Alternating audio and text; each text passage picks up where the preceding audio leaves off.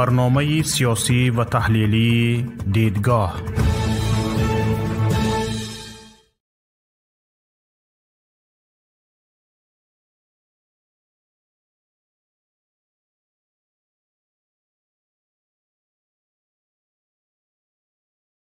ما را خبردار کنید تا اینکه برنامه را آغاز کنیم.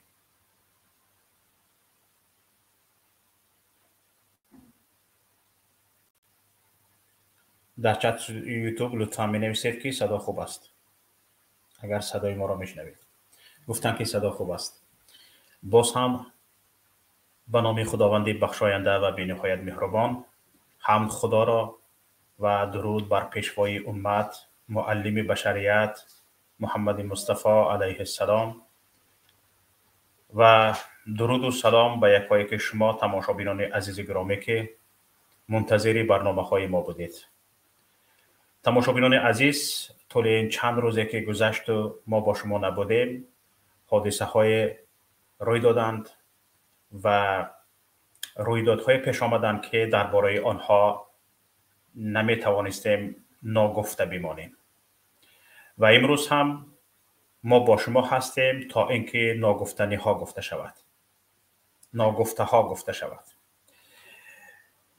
بسیاری از رسانه ها و بسیاری از شبکه ها درباره این که بدون هیچ یک غرض، بدون هیچ یک پنهانکاری درباره قضیه های اخیر صحبت کنند خاموشی را پیشه کردند، چون هراس آن را دارند که مبادا گوجه را ویران نکردگی باشند و همین ترس و هراس هست که زیاییان ما به لب مهر میبندند و همین ترس و هراس و سرخمی است که بسیاری از فعالان ما دهان بسته 100 تیلا گفته با دهان بسته میگردند. در همین حالت ما شاهد آن شدیم که مهاجران نانآور ما به بدترین برخورد از جانب پلیس روسیه روبرو شدند و این قریب زیاده از 10 روز است که دوام میکند. بسیاری از مهاجران ما عین حال در تل تپه ها در بین درختزار و مرغزار و در بین گویا به قول روس‌ها در بین لیس زندگی کرده ایستاده‌اند. پای لوچ، سر لوچ، یکی از مسجد گریخته است، یکی از جای کار گریخته است، در تن لباس دارد ندارد، در تگی باران است، در باطلاق است، از ترس آن که مبادا به دست پلیس نه افتد به خانه به جای زیست بر نمیگردد، گرسنه است، تشنه است، چیزی خوردن دارد ندارد کسی نمیداند. و تعداد این گونه نفرانی که در لیس، در وگان، در جایهای پنهانی ایستاده اند و آنها خوردنی دارند ندارند تعدادشون شاید 50,000 باشد، 100,000 باشد. شمار اینها را کسی نمیداند، چون که این دفعه مقامات روس مثل پیشتر کسایی که حجت داشتند، کسایی که حجت بودوباش داشتند، به قول پرپیسکا و پتنت داشتند، آنها را نیز بازداشت کرد. نه به داشتن پتنت نگاه کردند، نه به داشتن بودوباش نگاه کردند، حتی داشتن شهروندی روسیه هم هیچ کمک نکرد. این دفعه به مهاجران شهروندی روسیه را هم داشته باشی، پتنت داشته باشی، حجت بودوباش یعنی رجیستراسی هم داشته باشی، فرق نداشت. همه را، یعنی وقتی که به جنگل آتش افتاد تر خشک برابر سوخت و در همین تر خشک برابر سوزی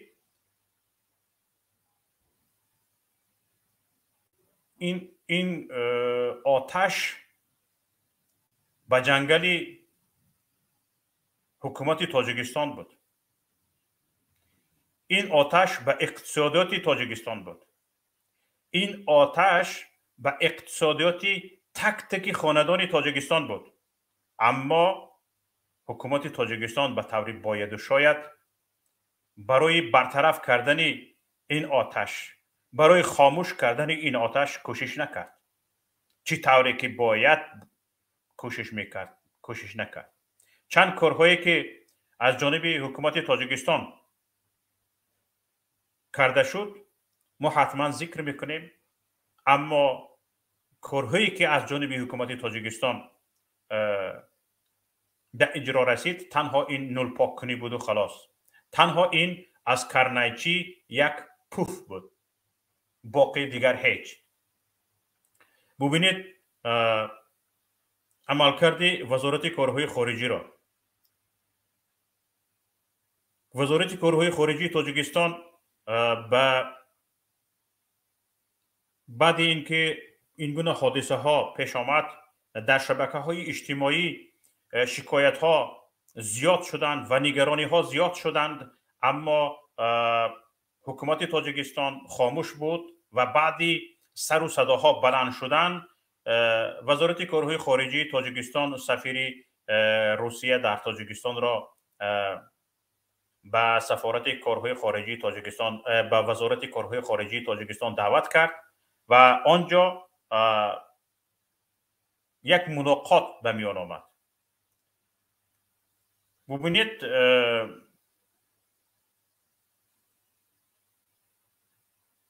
فقط تنها گفتند که ما از آنی که در روسیه مهاجران را بازداشت کرده ایستاده اند، حتی آنهایی که شهروندی دارند لطوکوب شده ایستاده اند، بدون هیچ یک دلیل ما از آن نگرانیم. تنها اظهار نگرانی کردند. یعنی اینجا عملکرد وزارت کارهای خارجی معلوم نبود که این دعوتش سفیر روسیه در تاجیکستان را به وزارت کارهای خارجی این دعوتش احضار بود، التماس بود، دعوت بود یا واکنش، تعیین نبود. چون که ببینید واکنش وزارت امور خارجی تاجیکستان که از اولین نهادهایی بود که به این مسئله واکنش کرد، اما نگفت که سفیر روسیه در تاجیکستان را ما احضار کردیم. تنها در خبر گفته شد که ملاقات دایر شد. در این حالت هایی که نه یک نفر و دو نفر، نه 10 نفر و 15 نفر گروهی شهروندان را زده لطوکوب کرده ایستادن، لگد باران کرده ایستادن، شهروندان تو سربگوریش شده اند، جای رفت ندارند، بچگیریان شده اند. در همین حالت شما اعلام میکنید که سفیر روسیه را دعوت کردیم، ملاقات دایر کردیم. ببینید در دیپلماتی معاصر یک اصطلاح‌های ملاقات وجود دارد، احضار وجود دارد، دعوت وجود دارد و این همه از همدیگر فرق میکنند. احضار از ملاقات فرق میکند، ملاقات از دعوت فرق میکند.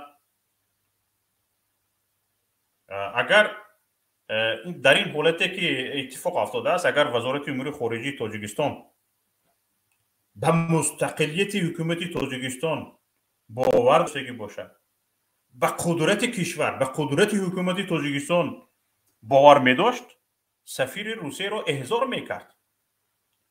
زیرا برای ملاقات کس دعوت می شود و میان دعوت و احضار یعنی در عرف دیپلماتی توافق زیاد است.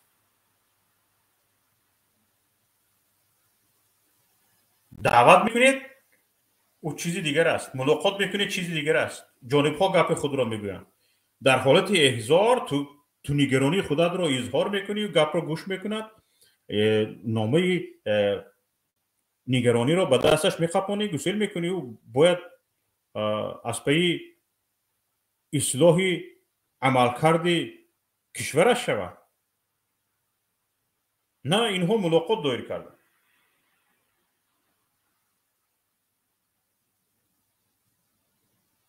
حالا ببینید در حالتی که یک دیپلماتی، یک نماینده دیپلماتی یک کشور احضار می شود، این نشان قدرت، این نشان احترام به خود، این نشان احترام به استقلال کشور است.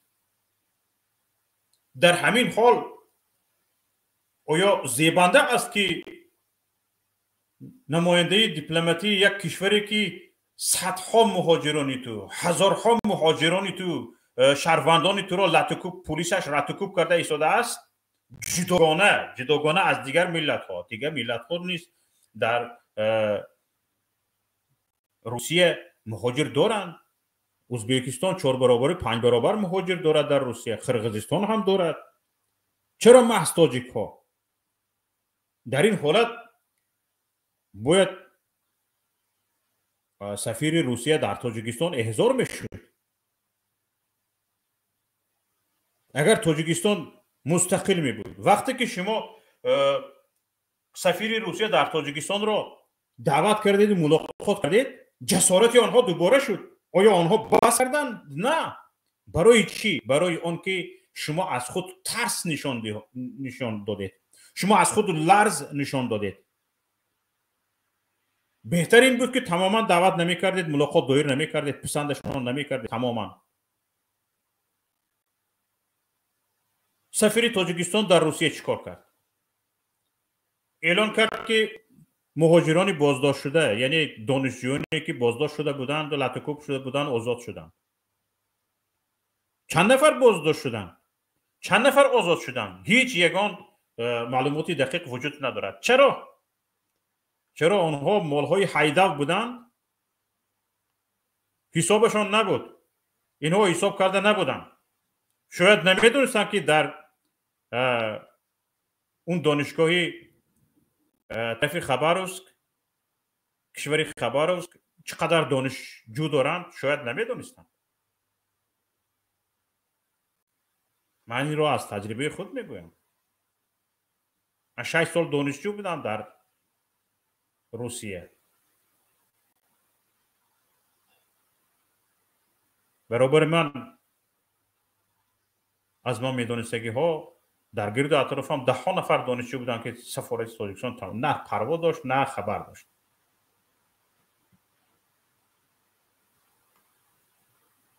پس در این حالت چی میشود؟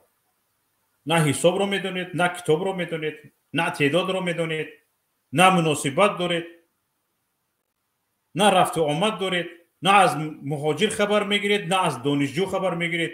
پس وقتی که نه از مهاجر شما خبر میگیرید، نه از دانشجو خبر میگیرید، پس آیا بعد ختم دانشگاه اینها یادی وطن میکنند؟ اینها فکری به وطن بازگشتن و به وطن خدمت کردن میکنند؟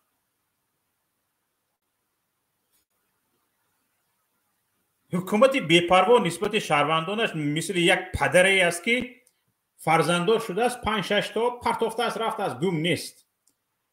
سال ماه یک بار زنگ میزند نمیزند، یا مبلغ میفرستاند نمیفرستاند. بچه ها خودشان به خودشان کلام میشوند. نمیخیر، یکیش گدایی میکند، یکیش دزدی میکند، یکیش پتینکی کسی را کرم میکند، یکیش تگی پای کسی رو میروبد، میشوید، کلام میشود. این پدر در کیم کجای گشت هست؟ میخیر. حکومت تاجیکستان هم نسبت شهروندانش مثل همین است. پس نباید حکومت تاجیکستان از اینکه مهاجرانش را لطکوب میکنند، پیشی لگد میکنند، سرسری خور و رودکشال میکنند خفه شود. خفه هم نمیشود. برعکس دعوت میکند، ملاقات میکند، پیششون چای دراز میکند، آب دراز میکند.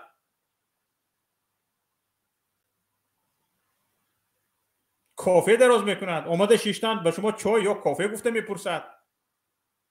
دیپلماتیه ده.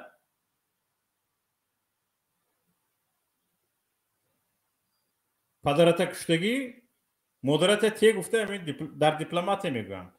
به پدرت کشتگی مادرت تی در همین دیپلماتی تاجیکستان است.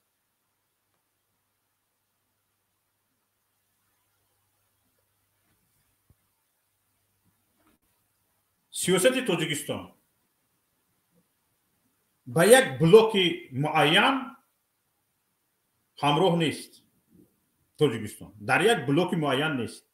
سیاست درهای باز گفتگی همه در دیوار باز. با کسی نباشد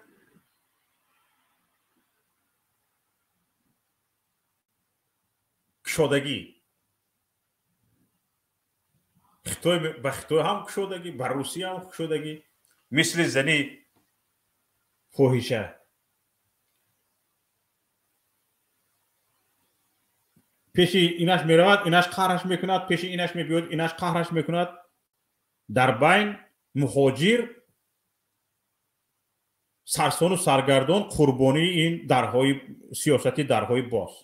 سیاستی درهای باز، سیاستی درهای باز یگان فرموله داشته که آخرین سیاستی درهای باز. چرا بسیاری از کشورهایی که سیاستی درهای باز دارند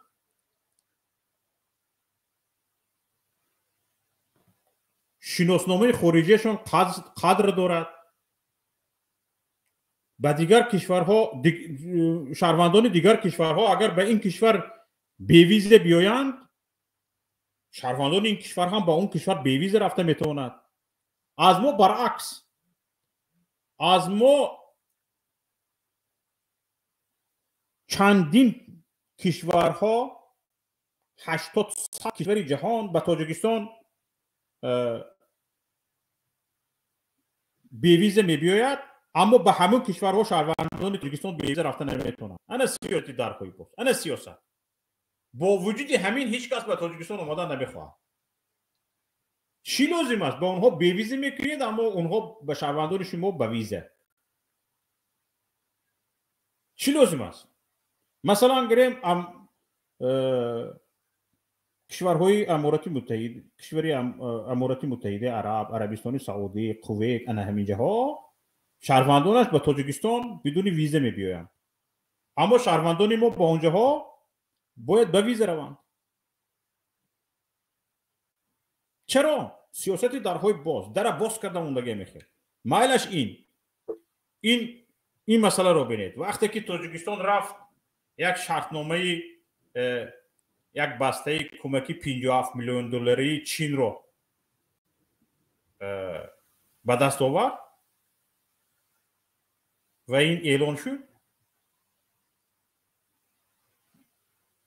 قهر روسیه کرد.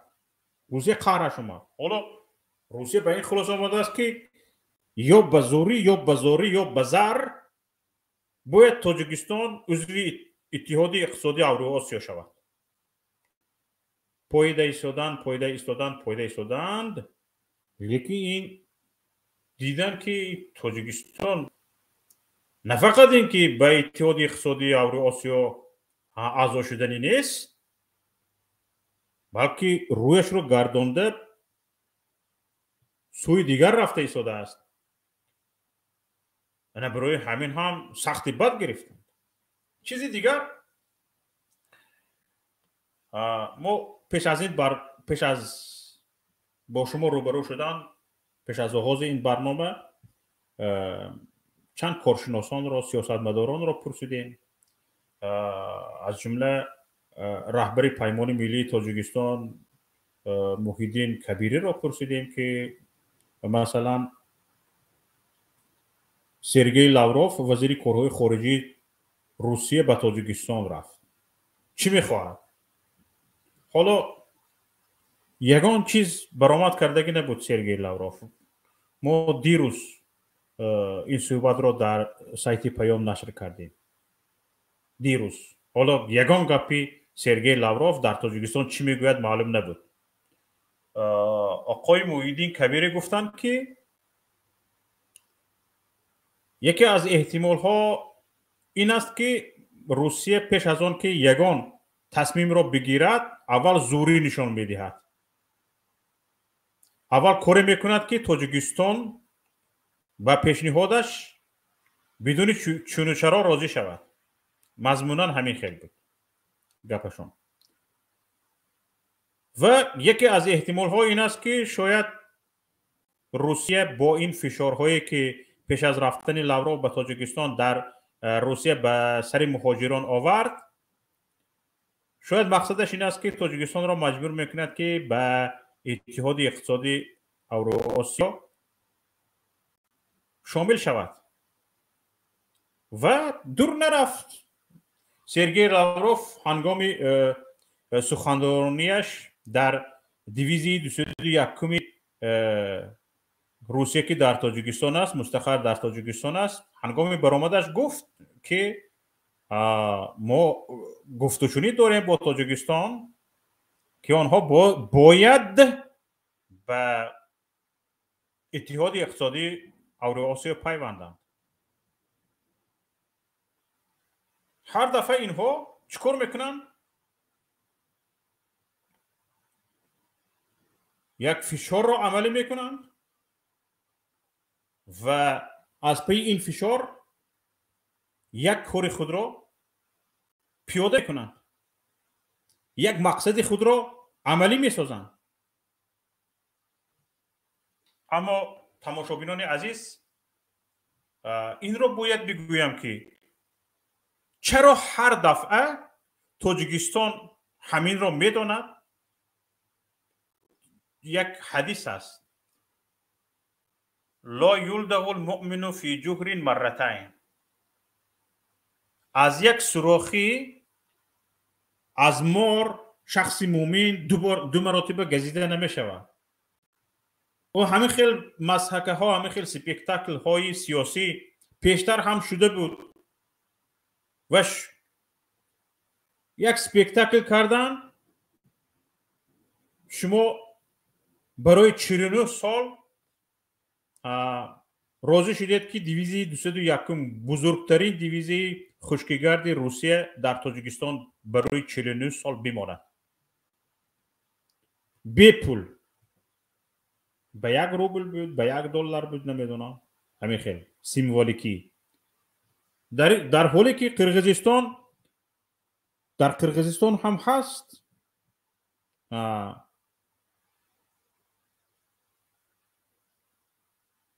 قرقیزها میلیون ها دلار در عوض این پول میگیرند، ارنده دادگی هستند، جای را مبلغ میگیرند، روسیه پرداخت میکنند. برای چی به تاجیکستان نه؟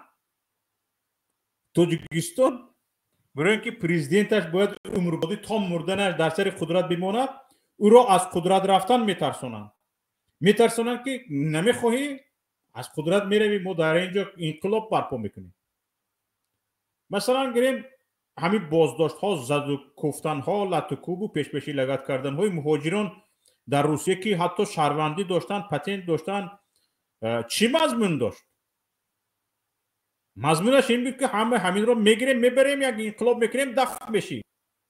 این گپ به امام علی رحمان بود. این اشاره به امام علی رحمان به همون تیمش بود، اهل و اولادش. یعنی برای امام علی رحمان 100 مهاجر نمیمرد، 1000 مهاجر مرده نمیرود، پیش پیشی لگد نمیشد، بشود شدن گیرد، فقط همین کرسی از دست نرود شد. این اگر امام علی رحمان ما همت می داشت، وطن دوست می بود، ملت دوست می بود، گرد بودم یک منصب برود یک شخص ارزنده دیگر می بیاید، از بین ملت می بیاید. می روی در یک دانشگاه چند عنوان پروفسوری داری، چند عنوان دکتری داری، یگان رساله محافظت نکرده، یگان رساله زشیته نکرده، یگان دانشگاه یونیورسیته درس داده خو میری، به آبروی خودت، به عزت خودت، به حرمت خودت چند کلیشکه دیگر داری بغیر از پرزیدنتی. فقط پرزیدنتی از تو میروه. لیکن ملت سربلند میماند. دیگر ملت رو، دیگر این حکومت کشور رو کسی تهدید نمیکند که اگر فلان شرط ما رو قبول نکنی از منصب میروی. با این گونه لختک بودن شر نمیدارید؟ آقای امام علی رحمان مگر لختک بودن خود را به تماشا نمیگذارید؟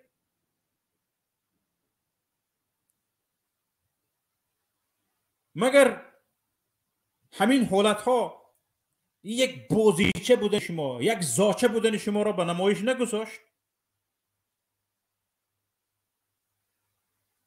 جای شما نفر دیگر یک رئیس جمهوری مستقل می بود، امام علی رحمان را وزیر کارهای خارجی نه، بلکه معاونش هم نه. تقریبا 4000-5000 شهروندان جمهوری تاجیکستان، پدر و مادران مهاجرانی که فرزندشان در روسیه لطوکوب شده است، با شعارهای نسبت ظلم پیشواز می گرفتند.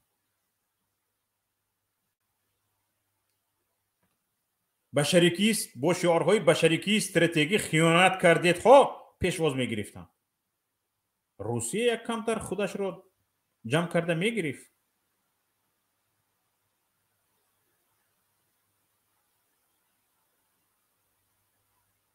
نه اینجا ببینید خندش زند. روسیه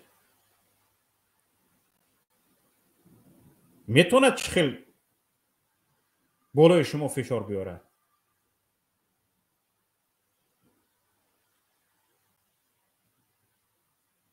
حالا ببینید من اینجا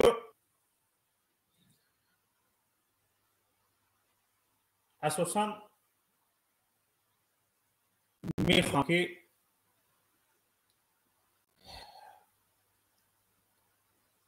باید یک چیز رو معین کنیم که تا کی فریب میخوریم، تا کی فریب میشویم و تا کی با خون ملت، با شرف ملت، با ناموس ملت این زبردستان بازی میکنند. تا بکی وعده های خالی میدهند.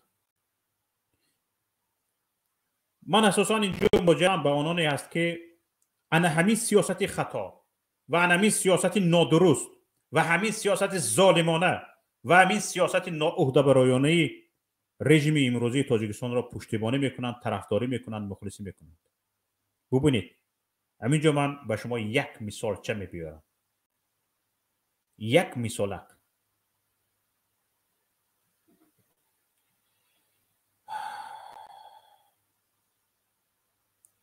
در پیامش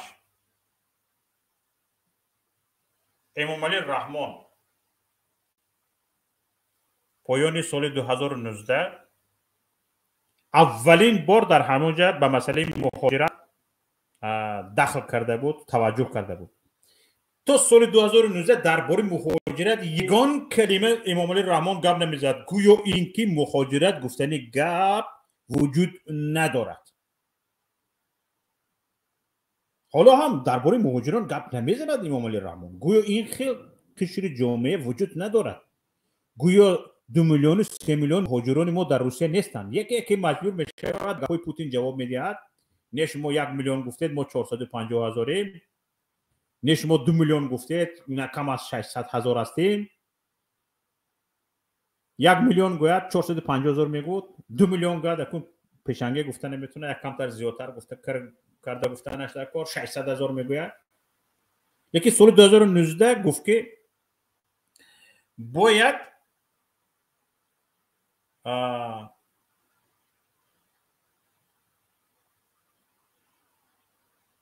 در تاجیکستان جای کاری تشکیل کرده شود. در همون جا هم از اولین گپش از کجا سر کرد گپ رو میدونید؟ از همون جایی که اعلان کرد مهاجرین، تعداد مهاجرین در روسیه از سال 2010 تا سال 2019 60% کاهش یافته است. شما باور کردید؟ حالا یک دقیقه شما باور کردید که امام علی رحمان درست میگوید از سال 2010 تا سال 2019 60% مهاجرین کاهش یافتند. 60% زیاد شدن. آقای امام علی رحمان از سال 2010 تا سال 2019 60% زیاد شدن. برعکس شما دروغ میگویید. من کامپیوتر مرا نشان ده در آزیا پلوس من 26 دکتر سال 2019 من اینجا امام علی рахмон заявил об уменьшении количества трудовых мигрантов на 60%.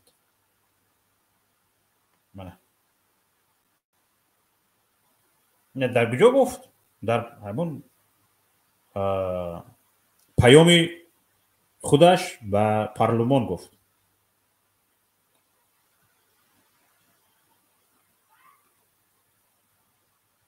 در همون زمان گفته بود که تعداد مهاجران 480,000 هستند. همون زمان سفارش داد که باید هر سال 100,000 جای کاری در تاجیکستان تشکیل کرده شود. سفارش داد، فرمان داد. فرمان پرزیدنتی که اجرا نمی شود او کی است؟ گپش به سایه‌اش نمیگذشته که حساب می شود می؟ اگر اجرا نشد دروغگو حساب می شود می؟ اگر برنامهش اجرا نشد باید به استعفا رود می؟ نه بجای امام علی رحمان اینه که گفت باید هر سال 100,000 جای کار تشکیل شود و نشد خر باشد پوست میپتافت از شرم و ناموس. نه ایستاد است در جایش. باز تا مردن ایستادنی است. بعد از مردنش با بچهش را آوردنی است.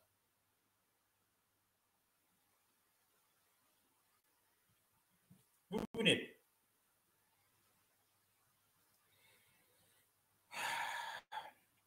سال گذشته طبق امور دولتی تعداد قوه کاری تاجیکستان 2,800,000 نفر بود. من از خودم نمیگم. 2,800,000 نفر.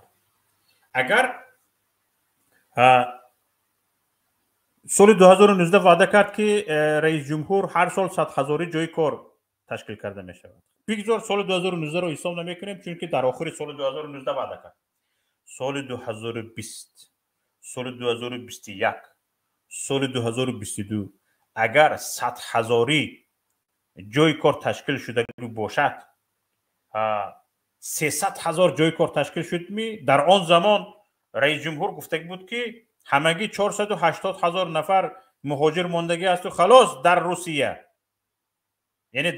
یعنی عموما 480,000 نفر مهاجر داریم خلاص گفت. این به این نه فقط مهاجران در روسیه، تمام مهاجرانی که از امریکا کشیده تا بریتانیا تا اروپا و قزاقستان و همه 480,000. اکنون فرض کردیم این وعده را رئیس جمهوری تاجیکستان در سال 2019 داد. آخر سال 2019 رو حساب نمیکنیم چون که آخر سال بود. 2020 2021 2022 300,000 همگی 180,000 ماند از 480,000 در روسیه کم شده ایستاده بود که اعلام کرد که در این مابین 60% کم شده است. در حالت 60% کم شدن 480,000 با این در این یک سال دیگر چند فایز کم شده که باشد از روی دعوای امام علی رحمان. 180,000 مهاجر داریم در روسیه. شاید در خود یک مسکو تا 500,000 مهاجر داریم. نه کم از 200,000 گوییم اقلا.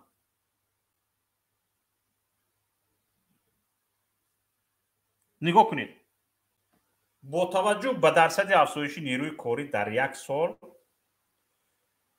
2.8 میلیون 72,800 نفر می شود.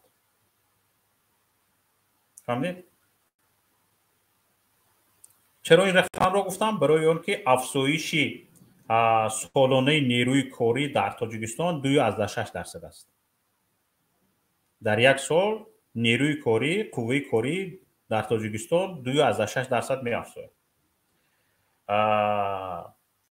اکنون این 2.6% 2,800,000 نفر 72,800 نفر می شود و طی این 3 سال اگر این رقم باید به 218,400 نفر رسیده باشد،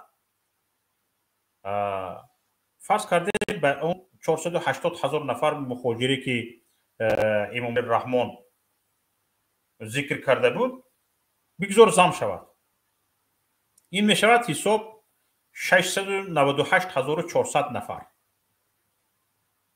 از روی اینکه هر سال 2.6% قوه کاری زیاد می شود، این رو زم میکنیم و اون 480,000 نفر امام الرحمن او خودش کم میکند، زیاد نمیکند. ما از روی همینه که قوه کاری همتون نمیستد زیاد میشود، از 18 ساله بالا بود زم میشود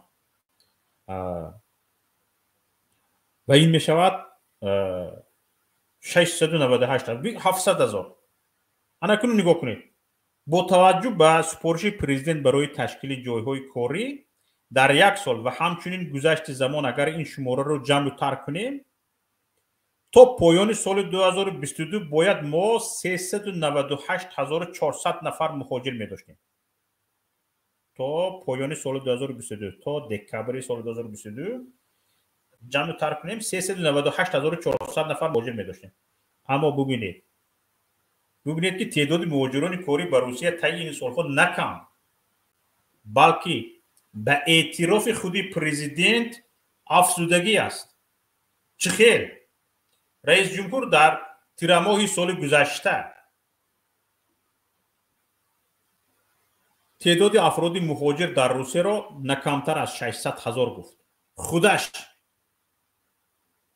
به دهان خودش به زبان خودش گفت که 600,000 نفر شدگی هستیم.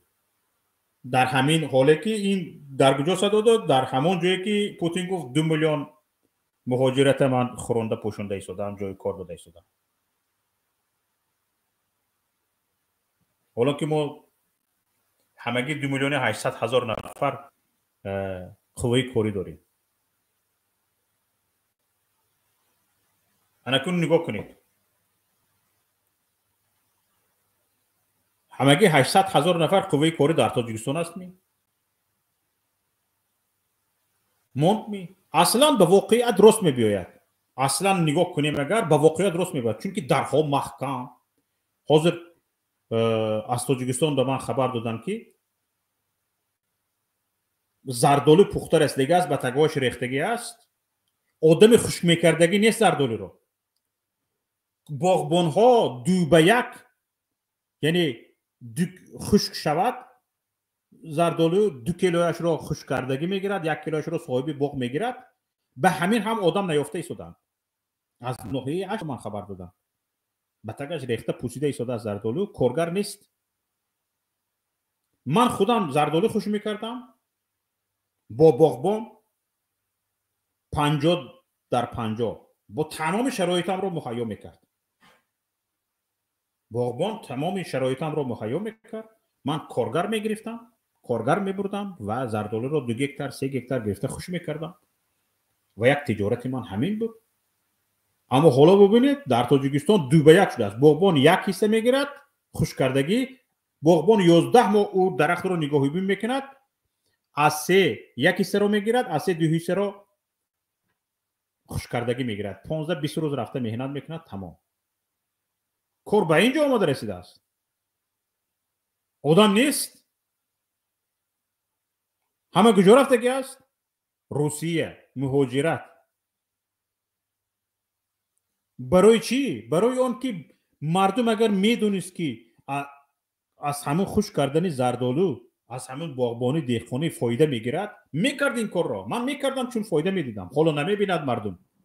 برای همین روسیه، مهاجرت، غربت، در بدری، سرسانی، پیش لگد شدن، سرسان و سرگردان شدن را افضل میداند از اون که در وطنش کار کند.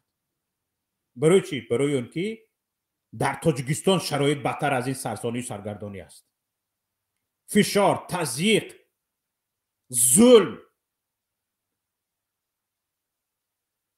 چشم علا به کیسه دهقان کارگر، همه این نمیماند یک نفر پیش برود. برای همین افضل میدوند بگذار در روسیه جنگ رفته ایستاده است. خبرهای این که مهاجران را به جنگ برده ایستادند، در جنگ مهاجر مرده ایستاده است، مردم را نترسانیده ایستاده است. آماده ایستاده است مردم از تاجیکستان. دو به یک میوه خوش نمی کند، اما رسه می بیاید پیش پیشی لگت می شود، روزی است به جنگ می برند، روزی است هیچ گپ نه، یک نمرد زنده می بیاید. به همین روزی است، اما در وطن موندن روزی نیست. تو کجا آورده رسانیدید ملت را؟ شکمی شما کی سیر می شود؟ این ملت شکمی شما را کی سیر می کند؟ شما سیر شدن دارید یا ندارید؟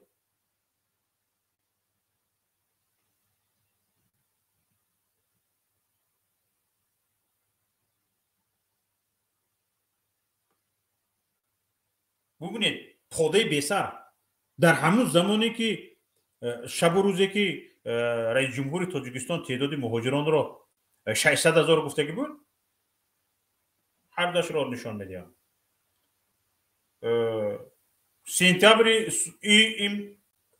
سپتامبر سال 2022 سراج‌الدین مخریدین وزیر کارهای خارجه تاجیکستان گفت که ما 700,000 مهاجر داریم. در زدم دیوار کافی. اقلا با یک دیگرش مسئله نمیکنند اینا.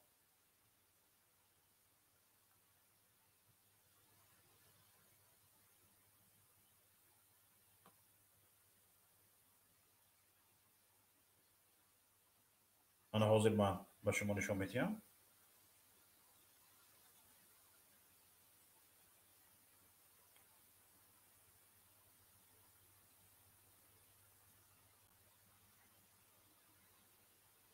همون زمانی که امامعلی رحمان گفت که мы всегда уважали интересы своего главного стратегического партнера. Мы хотим, чтобы нас уважали. Мы что, какие-то чужие, что ли? Чужеземцы, что ли? گفته به پوتین شکایت کرده بود. در اینجا گفت که مهاجران ما در روسیه نه بیشتر از 600,000 نفر هستند. اما سراج‌الدین مخریدین چی گفت؟ سراج‌الدین مخریدین گفت که 700,000 هستید. من حاضر این رو با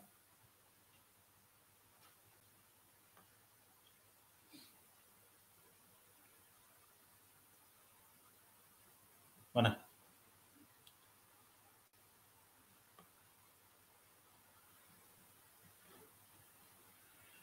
در سال دلیل سراج‌الدین مخریدین این بوده است که سال 2021 شهروندان تاجیکستان بیش از 700,000 پتنت کاری گرفتند.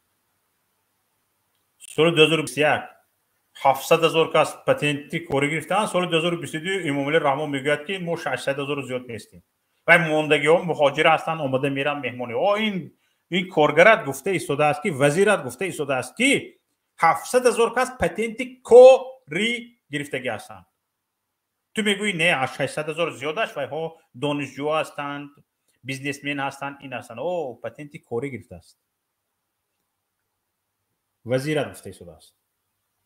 نه، یک پوده بسر نه آمار درست دارن، نه خودشون رو احترام میکنن، نه ملت رو احترام میکنن. در همین حال کی ما رو احترام باید کنه؟ کی ما رو باید احترام کنه در همین حال؟ خودتون قضاوت کنید تماشاگران عزیز. پس هر چیزی که خواستن این که پرزیدنت ما دنبه اشان به کرسیشان چسبیدگی است، نمیخواهند او شیرش کنده شود. حرسی منصب از جانب رئیس جمهوری تاجیکستان ما رو به چنین حالت بیچارگی، سرخمی، زبون کوتاهی، غلامی آورده رسانده است. ببینید تاجیکستان را به ششگانه کشورهای سیاستشان غلامداری در جهان وارد کردند. در بین زیاده از 200 کشور تاجیکستان به ششگانه کشورهای اصول سیاست دولتداریشان غلامداری وارد شد. یعنی ما غلام هستیم. با آقای امام علی رحمان با اصول غلامداری سیاست میبرد. این حرفی ما نیست. این رو اینستیتوت‌های تحقیقاتی تحقیق کرده‌اند که اصول سیاست دولتداری تاجیکستان با اصول معاصر غلامداری است.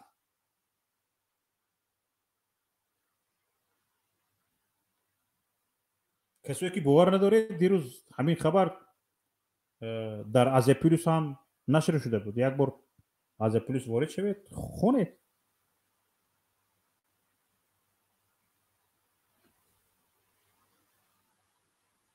نگاه کنید. حاضر مهاجران ما روسیه نروند کجا روند؟ روسیه نروند کجا روند؟ حالا جنگ باشد هم مهاجر روسیه رفته ایستاده است. جنگ زده ایستاده است، کشته ایستاده است، کشته ایستاده است. در یک سال 1000 نفر، 1200، 1500 نفر مرده تاجیک به تاجیکستان تابوتش آورده می شود. باز هم میزند، میکوبد، گاوش رو میفروشد، گوسالش رو میفروشد، ماشینش رو میفروشد، خونش رو میفروشد، باغش رو میفروشد، درختش رو میفروشد، راهکرو میکند، قرض میکند، میبردارد به روسیه میرود. چرا؟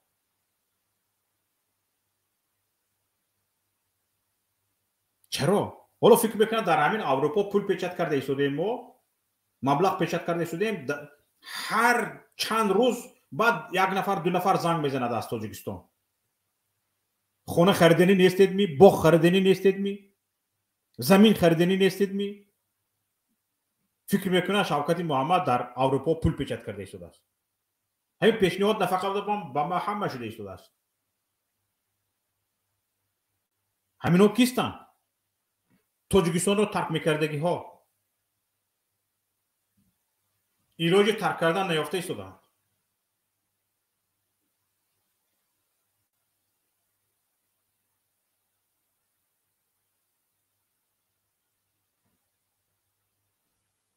همه سربگریز. یعنی ملت ملت ملت میگوید، ناموس ملی میگوید، باز چی میگوید، فرهنگ ملی میگوید. با کیم این کار رو میکنید؟ شما ملت رو پراکنده کردید، قوم رو جدا جدا کرده پرتافتید. با کی میکنید همه این کار رو؟ همه رو مهاجر در بدر رو سرسال و سرگردان کردید، پراکنده کردید. با کی ملت میسازه شما؟ ملت حالا ده ها کارشناسان، ده ها نفرانی آگاه را میبینن که به ملت بودن تاجیکان حالا شبهه کرده ایستادن از داخل خود تاجیکان. ده ها کارشناسان را میدونن، ده ها فعالان شبکه های اجتماعی که سواد دارن، دانش دارن، ذکاوت دارن، فراست دارن. وقتی که ملت تاجیک میگه من به ملت بودن تاجیکان حالا شبهه دارم میگه. حالا این خیلی شبهه ها پیدا شده است. چرا؟ یگانه خدمتی که رژیم امروزی تاجیکستان کرد به ملت بودن تاجیکستان شبهه کردن را به میان آورد. سیاست رو ببینید، هم در داخل هم در خارج یک تاجیک رو چشم دیدن ندارد. بین اینش разделяй и властвуй گماشته ها رو میفرستند. شخصی سه میباید بین دو نفر جنگ میاندازد، همین که به مراد و مقصدش رسید شهرش را دیگه میکند، رسالتش را دیگر میکند، به یک نفر دیگر میرود، او را جنگ میاندازد. دیویسانت های مخصوص فرستادگی هستند با اروپا. ضد مخالفان کار کند، کسایی که دیورسانت هایی که فرستادگی است به اروپا بر ضد مخالفان برای کار کردن، در تاجیکستان همهشان چی دارن؟ زلاژنیک دارن، خیششان اقربایشان زلاژنیک هستند. برای این هرچی از اونجا گفتن در اینجا باید اجرا شود. یک کم کم ضدی امامعلی رحمان گپ زدن سیرشون فاش نشود شد.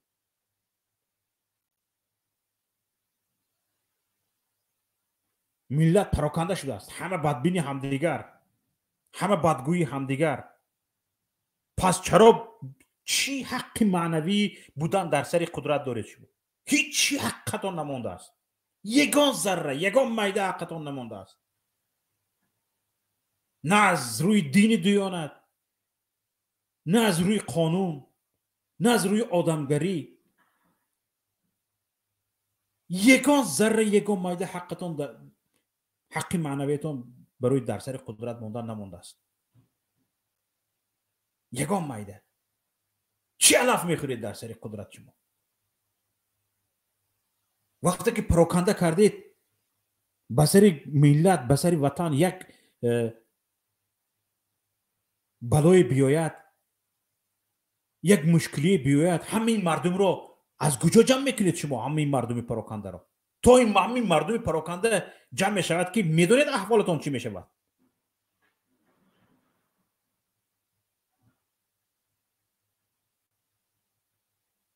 پس این چی سیاست دوری است؟ پس این چی وطن دوری است؟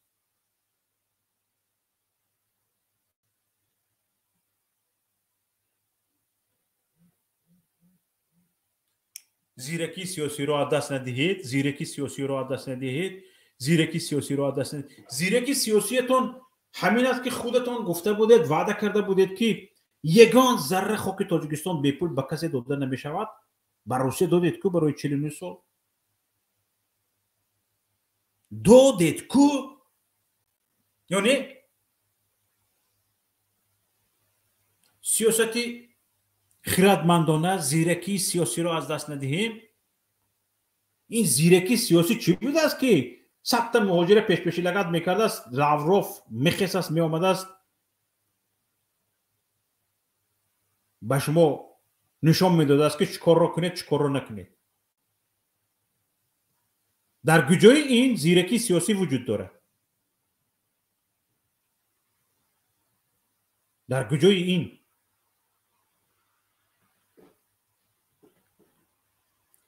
با وجود آن که من به جنگ روسیه ضد اوکراین ضد هستم، این رو یک تجاوزکاری میدونم، اما من شخصا خودم این فکر شخصی من است، نه به پیمان ملی تاجیکستان کار دارم، نه به حزب نهضت اسلامی تاجیکستان. فکر شخصی من این است که از خطای دیده برای من روسیه بهتر است. همکاری تاجیکستان با روسیه نسبت از خطای دیده بهتر است. از پابندی به خطای ما همکاری با روسیه داشته باشیم برای من بهتر است. چون که از همکاری زیاد با خطای ما میتونیم نیمه از تاجیکستان رو به خطای بدیم در سالهای آینده نزدیک. دادن رو سرکردگی هستیم. من به قریبی زمین ها رو دادن اجاره. زمین ها رو گفته بودم من پیشتر، زمین ها رو اجاره به قرغیز ها دادیم. چی شد؟ در مابین 50 سال زمین های به اجاره دادگیمون رو زدن، کشیده گرفتن، خودمون بینی رو گزیده موندیم. نفرانی که پیوستن وارد کن شاید یکان گفتنی داشته باشن. فقط سطح خودشون رو بالا نکن. سلام علیکم. نه خودشون رو پایین کن، صدایشون رو سطح. منم اون تمام اونجا نبرو. تمام. و علیکم السلام و رحمت الله. یک تا سر. سوزی اکا خوبی؟ سلامت باشید، بفرمایید. محمد تینج. تشکر به شما، بفرمایید.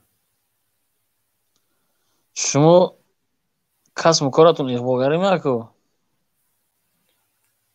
اگر این گفته های ما را اغواگری میدانید، بله، هر کس به فهمش خودش، به دانسته خودش، به ذکاوت خودش بها میدهد. اگر بهای شما این است، من چرا زیدی گپ شما گپ زدم؟ اگر اغواگری میدانید چنین باشد، بفرمایید گپتان را دوامش را بگید. مقصد من چیه؟ پسه نگه میزنه در باره همین، فقط در باره کمبود گم میزنه، در باره پیشرفته گم نمیزنه. به همین خاطر برادر عزیز، برای اون که شما همه گپی ما رو نمیشنوید، همه برنامه های ما رو نمیبینید، تماشا نمیکنید. مثلا در همین روز خبری ما که در پیام تیوی نشر کردیم، خبری ویدیویی بود، در شبکه ماهواره پیام تیوی رفت. دیروز خبری ما تقریبا 40-50% خبرهای مثبت بودن درباره غلبه مثلا گریم تاجیکستان در گراند پریکس جودو 2023 در دوشنبه بود. رهبری کنسورسیومی بین المللی حقوق شناسان شدن یک عالمی تاجیک بود. چرا فقط ما منفی میگفتیم؟ مثبت هم میگوییم، لیکن اینجا جای درد است. ما درد گفته شدیم برادر عزیز. اینجا کسی رو بد کردن و بد گفتن نیست. اگر بد است، کارش بد است، به خودش کار نداریم. ما به خود شخصی امام علی رحمان من یگان مشکل ندارم، در عمرم ندیدمش، لیکن به کارش، به کردارش، به رفتارش، به گفتارش مشکل دارم. چون که گفتار کردار او همچون خادم دولتی یا به ضرر ملت تمام می شود یا به منفعت ملت. جایی که به ضرر ملت تمام می شود باید ملت بگوید، خاموش نیستد، چون که او خادم است. یعنی او خدمتگار ما است. به خدمتگار چگونه مناسبت میکنی؟ به خانه یک مردیکار رو آوردی، مردیکار دیوار رو کج زده ایستاده است، جی میستی تا با آخر خانه رو کج بپوشد، خانه رو کج بسازد؟ رئیس جمهور تاجیکستان یک خدمتگاری انتخاب کرده ما است. اگر او دیوار رو کج زد، دیوار ملت رو، دیوار وطن رو کج زد و سوراخ کرد دیوار ملت رو، هر کسی که خواست از او سوراخ چشم به سوی ملت کرد، چشم لا کرد، ما باید گپ زنیم که او سوراخ رو باید خدمتگار. شما پرال نگپتون از خوجاتون که شما خوجاتون امریکانسومه یا که فرانسوزومه، ایرانیومه، فرانسی رو باید کی میکنه شما؟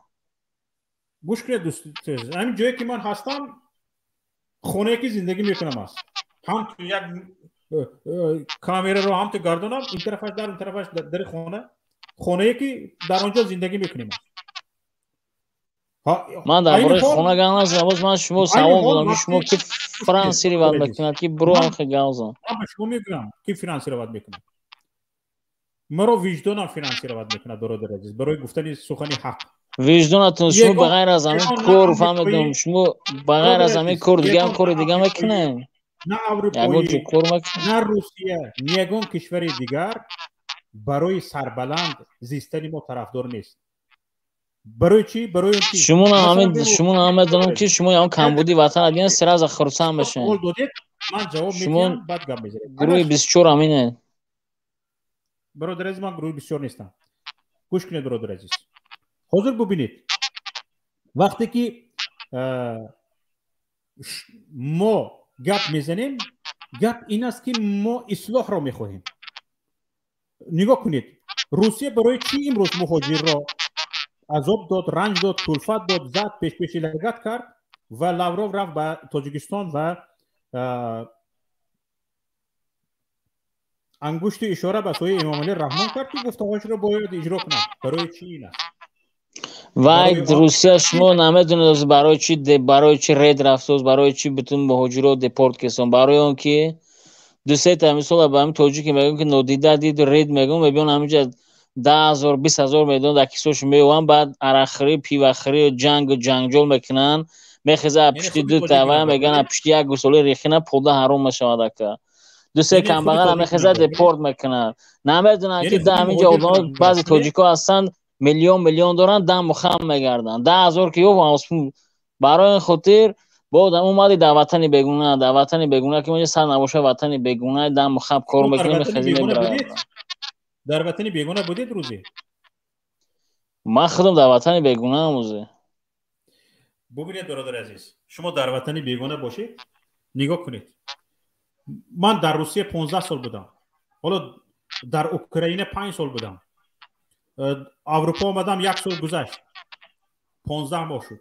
در یگان کشور دنیا من از تاجیک دیده با مدنیت، با فرهنگ، با آداب را ندیدم. در یگان کشور دنیا. در ترکیه 2 سال زندگی کردم. در یگان کشور دنیا مثل تاجیک، با تمام مسئولیت میگویم، با تمام مسئولیت میگویم، مثل تاجیک با آداب، خوش رفتار، با فرهنگ، خوش معامله را ندیدم. درست است گوشت به استخوان نمی شود، سلام علیکم. درست است یک تا نیم تا میبراید، لیکن از تاجیک اکوی شوکت شما ببینید برادر عزیز، بین تاجیک و قرغیز مقایسه کنید که با آدابتر و با فرهنگتر و با مدنیتتر است. بین تاجیک و ازبک قیاس کنید، بین تاجیک و ترکمن قیاس کنید، بین تاجیک و داغستانی ها، مردمی کافکاز مقایسه کنید، کدامش با آدابتر و با فرهنگتر است؟ البته تاجیک. البته تاجیک. منم اکم را گفته استم که نسام تاجیک نسام لوبوجو با مدنیت تاجیک توزه آزاده پروستو یک تنیمتاش همه خیلی میکنه، یعنی یک تنیمتاش میبود. ببینید شما برزید خودتان گپ زده شدید. اگر از روی آداب و اخلاق میبود از اپشتی چرا همه دپورت شد، همه موجود هم مثلا اپشتی چیه؟ مردمی کاوکاز را سرکوب میکردن. اگر از روی آداب و اخلاق میبود ازبک را سرکوب میکردن، اما تاجیک را کردن. از اکا گوش کن، مرا گوش کن اکا. بین مهاجران کاری بین کشورهای آسیای مرکزی، حتی بین شهروندان روسیه، در بین کارگران، از همه با فرهنگترین این تاجیکان هستند، از همه با مدنیتترین، از همه با آدابترین تاجیکان هستند. برادر عزیز، بیایید ما توف کنیم بروی خودمون میافته. چرا ما بر ضد خودمون توف میکنیم؟ رو به روی خودمون. آخه همه شما گوش کنه مرا، من گوش کنم. اکا کی یا مینوت اکا شوکت سلام علیکم. و علیکم السلام و رحمت الله. امی چی میگی که هم وقت هم که تعریف کنین، همین چیزی هست حقیقت بگین. وقتی جنگ ما با قرغیزا بود، من به شما گفته شدم که برادر عزیز، من با یگان نفر ملت، با یک تک ملت من مشکل ندارم. با شخص وقتی جنگ ما در گفتار، در رفتار، در کردار است. مثلا امروز من میبرایم جانم درد میکند گپ میزنم برای آنکه هر یک کردار، رفتار، یا مینوت بس مگم بوتون بگم یک نفری که من بر علیه او گپ زده ایستادم، این بر ضرر نه تنها بر من، گوش که اکو شوکت چون داد کرده آدم گپ میزند، شما فکر میکنید که کسی به من مبلغ داده ایستاده است، کسی گوش که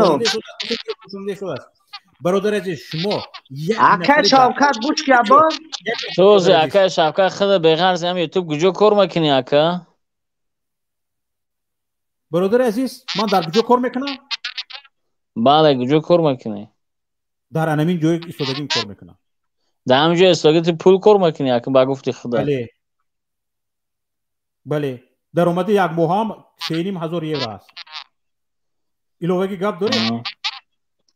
نه مقصدم که شما را همه خودتون فرانسه رو بد نمیکنید. نه ما برادر عزیز شما بیاید اروپا، یک خوجه های مرو یافته تیک منم یک ببینم. آخه شما قومی مرده که مثلا منم تو محمدالدین کبیری، من محمد اقبال قومی دلسوزی وطنن، بگیرن دوسته کم بغل برین پیشتون با جای کار تامین کنن. شما میگید که ما وطن دوست می‌داریم، برادرای توجیک دوست می‌داریم. دوست داشتن شما چی معلوم شود که همین حالت روی نداده است، همین حالت نشده است. از بوزه که مخالفین مثلا گریم اروپا آمدن، بغیر از مخالفین مثلا گریم اکا گوش که مرا گوش کن اکا شوکت همین عروضی که همین محمدالدین کبیری اکا گوش کن. محمدالدین کبیری عروضی که رئیس حزب نهضت اسلام شد، همین حزب نهضت اسلام پول رسوا شد برای فهمیدی اکا یک چشمد حرامه. شما از کجا میدونید؟ کی با محمدالدین کبیری نشسته خستید؟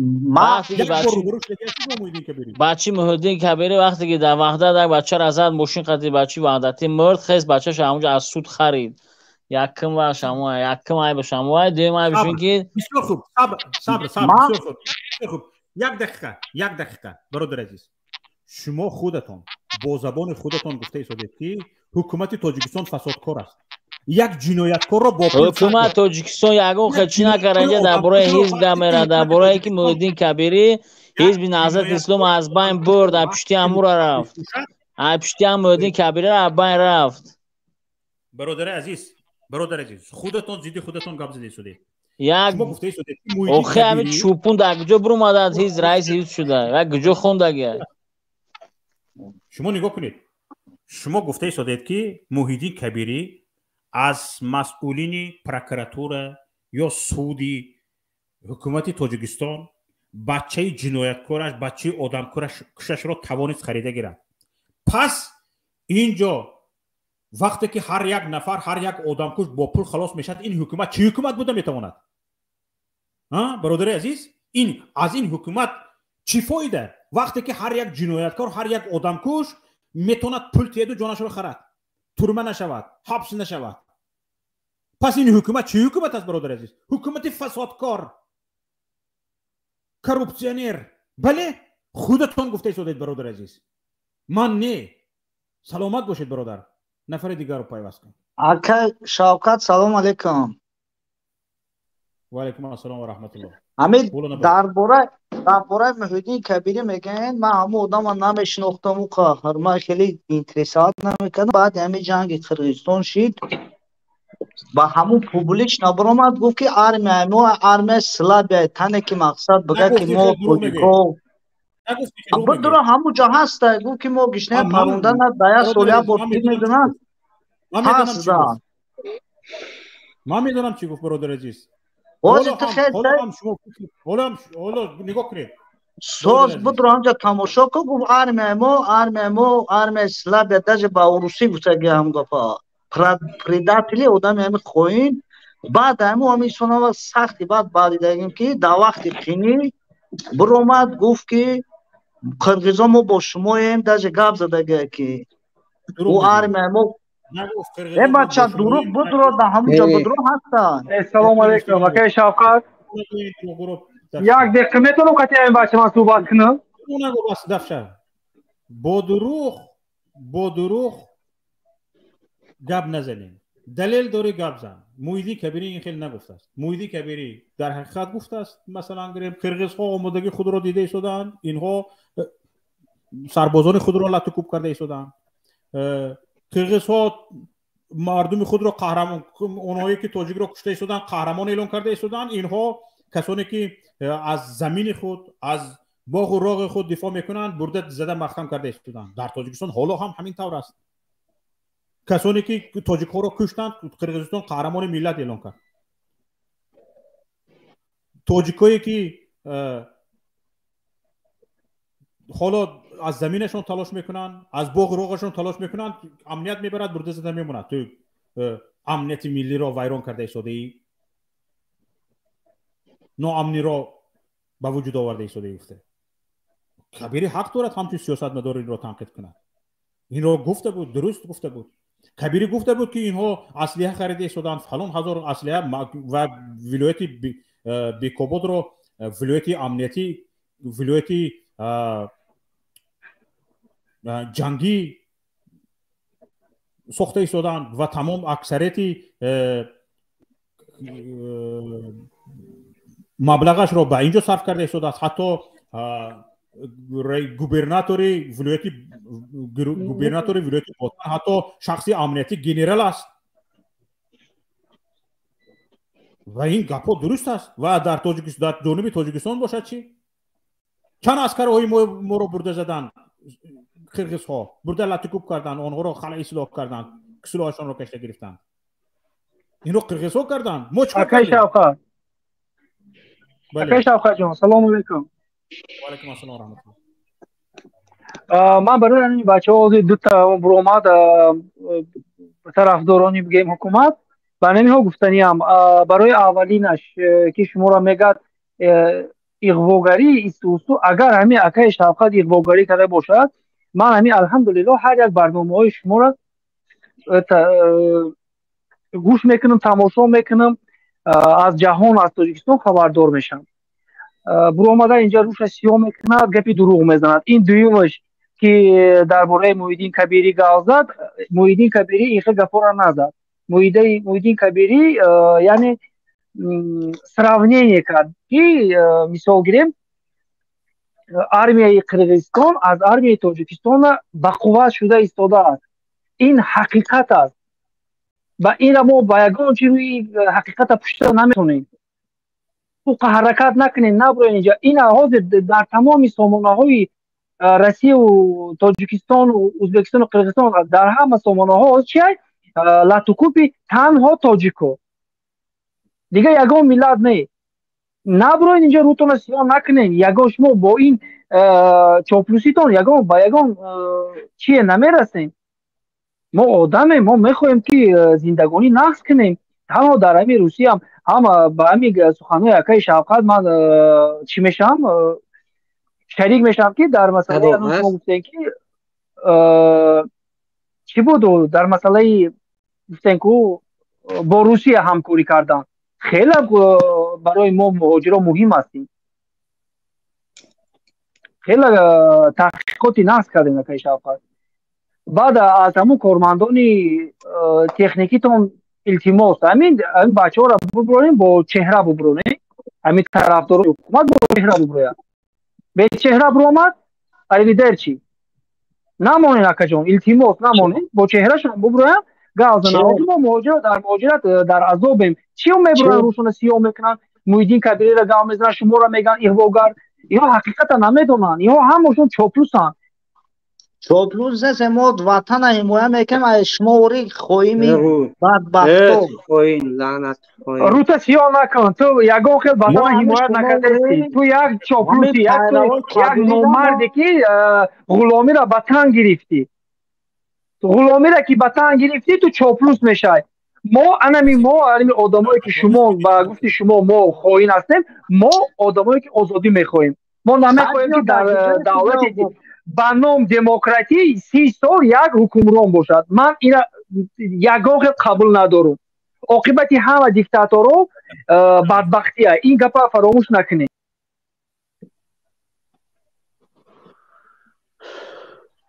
اکای شوکت با شما موافقیت برادر عزیز نفر دیگر رو پیوست کنید کسانی که سخن گفته شدن سلام علیکم و علیکم السلام و رحمت الله صدا هست؟ هست صدا بفرمایید اول میخواستم به اون نفرانی که برآمد نمودن که مردم اغواگر است مردم عادی مهنتی زحمتکشه که یک ناله نان خود را با لط و کوب روس به دست میبرد آنها اغواگرند و ببینید انصاف و ایمان دارد از کجا از کدام لحظه اینها پیدا شدند اگر گپ حق را گوییم آدم اغواگر نشده است ملت در ظلم شما برنامه رادیوی آزادی ازیا پلوس دیگر برنامه های نظامی صاحب اختیار را گوش کنید در آنجا اعلان شده است که تاجیکستان در رده‌بندی غلامداری جای ششم را اشغال نموده است یکی از دولت‌های غلامدار ما در مملکت خود غلامی اویله غلامی چینی ها هستیم در غربی غلامی روس ها شما از کدام حقیقت گپ میزنید شما ایمان انصاف عدل در این موضوع تصورات ندارید که در عالم چی گذشته ایستاده است صدای من میرود همین صدای من شنیده شده است بیاید با من بحث کند بیاید با من حق گوید مرد بر این به تحقیر به حقارت از روی ایمان و عدل و انصاف صحبت کند کنی گوید چی میگوید استودنت چی گناه دارد استودنت به انتظام کارگر به انتظام زن تاجیک به انتظام در تاجیکستان آدم با معرفت با انتظام مگر وجود ندارد زن تاجیک را به قتل رساندن زن تاجیک را ببخشید تجاوز میکنند فرزند تاجیک را تجاوز کودک وای حرام وای تامچی بی ایمان مگر کودک 6 ساله عقل و فراست و چی به انتظام بود کودک 6 ساله از کجا شما گپ میزنید چرا وقتی که بعد چنین کارها وزیر کارهای داخلی روسیه را با گل و گلدسته پیشواز میگیرن، وقتی که پلیسای فاشیستیون هر روز دانشجویان ما را لطوکوب در دانشگاه میکنند؟ از کدام ایمان شما گپ میزنید؟ شرم نمیدارید؟ ما دینتون رو فروختید، ایمانتون رو فروختید، وجدانتون رو فروختید برای یک لقمه نان حرام. کدام پیشروی گپ میزنید؟ از چی گپ میزنید؟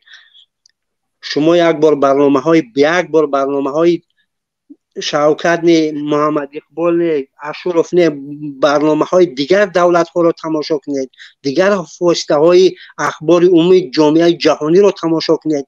از اینها رو نه بگذار، اینها اغواگر. بیگانه ها رو تماشا کنید، نسبت ما چی میگویند؟ بیگانه ها، فقط بیگانه ها رو گوش کنید. اینها رو نه، شوکت رو نه، محمد اقبال رو نه، اشور و وی نه، اونها رو شما بگذار، اینها با گفت شما اغواگر دشمنان ملت باشن. شما بیگانه ها رو گوش کنید چی میگویند اونها نسبت ما. بیگانه ها فقط خواهش میکنه بیگانه ها رو گوش کنید. مرا در این برنامه از برنامه بیرون نکنید، خواهش میکنم. التماس. بسیار خوب برادر عزیز، همجا کامپیوتری ما رو پیوست کن و ببینید. Глобальный индекс рабства, страны, в которых по оценкам наиболее широко распространено современное рабство, как правило, затронуты конфликтами, имеют навязанный государством принудительный труд и слабое управление. Принудительный труд и слабое управление. در جای ششم تاجیکستان. Get me? Guarda.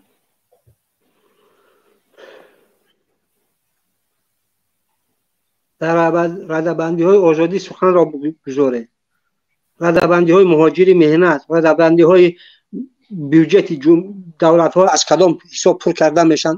همه این ردبندی ها را به این مردم دانشمندی که مردم عادی مهنتکش اغواگر است نشون بدهید. تشکر. در ردبندی های ما شما را نمیبرداریم، فقط نوبت رو به نفر دیگر میدیم. برادر عزیز بگذار نفر دیگر صحبت کنند. من خواهش میکنم مرا در برنامه بمونه، از برنامه بیرون نکنید. خواهش میکنم. صداشو نگیر. سلام علیکم. بفرمایید. و علیکم السلام و رحمت الله. همین بچه ها فکر کنم یک خطش گاب زنه بیتاد معلمی گاب زیستن. خودتون اول گپتون رو بگید و با او بچه چی کار داره؟ یک گپی شما رو گوش کنیم اول. اول سزاوار هست یا نیست؟ ما خمان مهاجریم. هم بچه‌ای که لاتو کوب میکنن در استادیون دیدسکیا، بچه‌های کلان بازی کردگان. وقتی اوچهای گوداکا اومدگان گفتگان که همه گوداکای بروین گوداکای ما بازی میکنن، پاسلات کردگان هم زنکورا. участковой файрот кардаган, участковой мия, участковой هم گوش نمیکنن. در تمام روسیه از خباروفسک تا مسکو تا سنت پترزبورگ همین حادثه شده است. انا گوش شوخی تو. بعد فایرات میکنن. دانشجوهایی که در خباروفسک بزرگ شدن اونها چی گناه داشتن؟ ردا اکامی تاریخ نگاه که در تمام دنیا یک پاسیا بلندی داره. شما در جای مشکل میشوه برای شما را پرازنگ میشه. یکم آبادی شود در وطن ما همه که در عقب کتم خلافر شگیدن به تو قد نشین. 4 تا همه برای اقبال یا اقبال بیا که برای همون رفتگان 4 تا همه برند به های میکنه. شما خیال میکنه های مهم اینا ما هم شما را تماشا دارن که ما ایران روی شما بیزاریم. پروستا خیال میکنن ما پاتیش چی دو دفش من ما رنگ روت ندیده شدم که خودت بذارم. چیکار میکنم من تو رو بذارم؟ شما ما دستال در کار نیستین. شما در کار دیگه ما راه هم نمیکنیم. در کار نیست. یگان گپی به منطق زن زیدی من باشد هم گوش کنم. چیکار میکنم تو مرا تحقیر میکنی، مرا گپ میزنی، دوستی من رفیق مرا گپ میزنی، من چیکار میکنم تو؟ من تو را تحقیر نکردگی باشم، اینجا برزیدت نزدگی باشم، شخصیتت به نرسیدگی باشم. بفرمایید.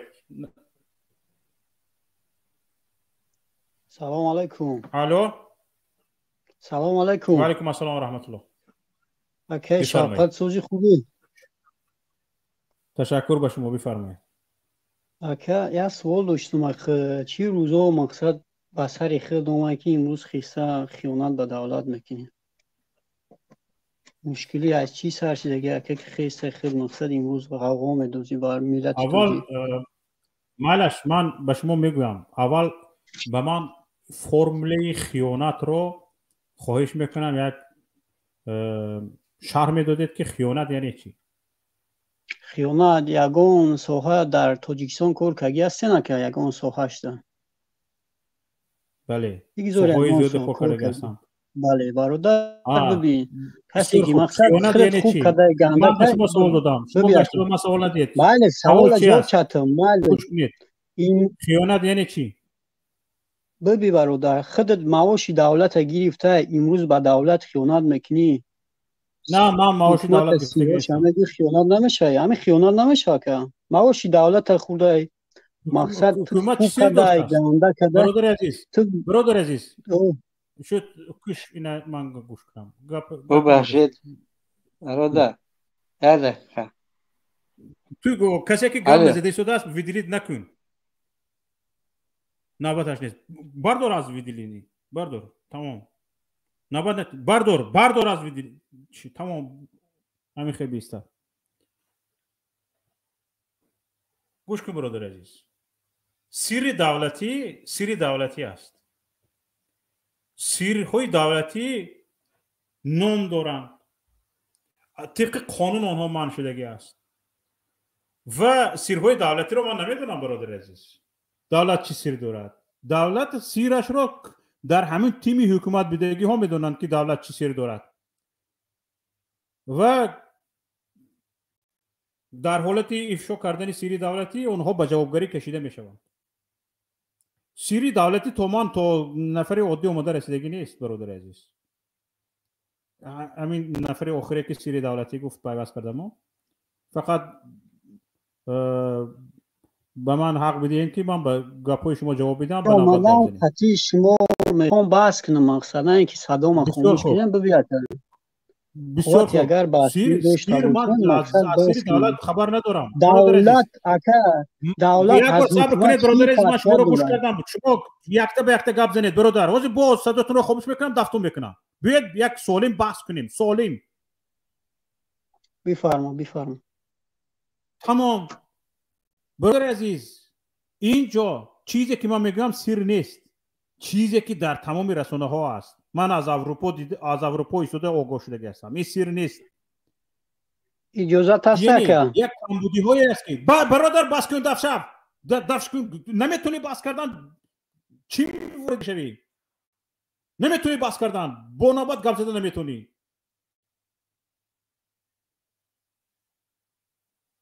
نه آداب است، نه اخلاق است، نه آدمگری است، نه میمونی با ملاحظات انسان گپ زند. باز تو چی مونده است به طور وطن دوستی و پشتیبانی از امام رحمان؟ تمام همین پشتیبان های امام رحمان، حکومت امام رحمان همین بد اخلاقانه، همین ها. نمیدونن سیری دولت چی است، نمیفهمد. سیری دولت، من از اروپا ایستاده با خبر شدم که امام رحمان چیکار کرده ایستاده است، در این باره گپ زده ایستادم، دلیل آورده ایستادم. این سیری دولت بوده است. این سیر بوده است. سیری دولت من افشا کرده ایستاده. این چی عقل است؟ این چی فراست است؟ این با خیانت چی نمیدوند؟ خیانت به کی؟ خیانت به چی؟ تو بگو که ما کدوم قانون رو نقض کردیم، کدوم قانون رو ویران کردیم، در کجا جنایت صادر کردیم، کی رو کشتیم، کی رو ترکاندیم؟ فقط اینکه حقم رو تلاش میکنیم این خیانت است. اونه که زمین رو به خطای میفروشد خیانتکار نیست؟ اونه که زمین پنجکند رو به خطای داد چند روز شد 2 هفته شد خیانتکار نیست؟ خیانت به وطن نکرده است؟ زمین وطن رو فروخته است خیانت نکرده است؟ من کردم. عجب قضاوت میکنین شما. خیانتکار در تک بینیتون یک نفره که حقش رو تلاش میکند، عدالت رو تلاش میکند، از عدالت گپ میزند، از واقعیت گپ میزند، از چیزی که رسانه‌ای شده سری دولتی میدونید، خیانت میدونید. عقل و فراستتون در کجاست؟ همین بی‌سوادی رو جمع کرده است امام الرحمن در گرد اطرافش. نه به سری دولتی صرف میرود، نه خیانت چیز صرف میرود. یگان چیز دیگر گفتنی هست این بچه‌ای که برزدی من گپ زده اکبر ما دوام گپش رو بگو. اکا شوقات ما نیومم قطعی خود جنگ نمیجا. وقتی خودت گفتی اکا گفتی армия توجیکستان پس زده رئیسان سلابیا گفتی سیر نمیشه اکا سوالای خودت. برادر عزیز چیزی که شما میدونید مثلا گریم армия قرقیزستان از توجیکستان در ردبندی پیش میایستد. نه فقط دلیل قطعی بیا بزن از گوگل فقط دلیل هست. شما به اقتداری حربی کشورها وارد شوید قرقیزستان از تاجیکستان پیش میاد. قرقیزستان میخوام با نمایندگی 1000 نفر میخوام اثبات کنم اینجا بزن گوگل نشونم تی. چرا اثبات کنم؟ نشان ندارم. شما خودتون وارد شوید برادر عزیز. در بین کشورهای سابق اتحاد شوروی، در بین کشورهای اتحاد دولت‌های مستقل یعنی اسنگ، یگانه سابق SSR، یگانه مولدووا از تاجیکستان عقب می‌ایستد. یعنی تاجیکستان از قرقیزستان عقب است برادر عزیز. لازم تون است درای وارد شوید پیدا کنید برادر عزیز. همین گپ رو من گفتم. همین نگرانی که تاجیکستان از قرقیزستان آرمیاش عقب می‌ایستد، اقتدار حربیش پایین می‌ایستد، همین نگرانی که من خواهیم میشم. انصافتون رو خورد برادر عزیز. وارد شوید ببینید.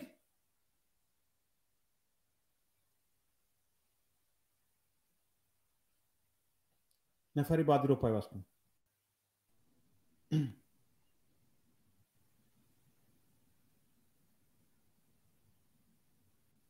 بفرمایید.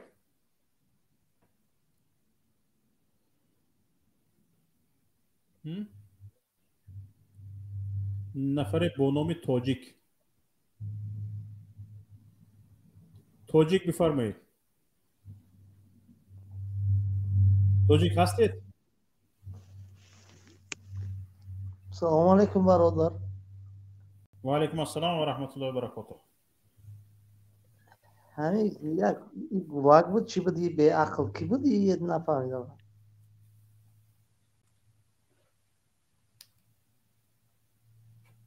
والله نمیدونم یک کاربر یک نفره که خواستند فکرشون رو آخه تاجیکستان ما آرمیاش کی چی کردیم؟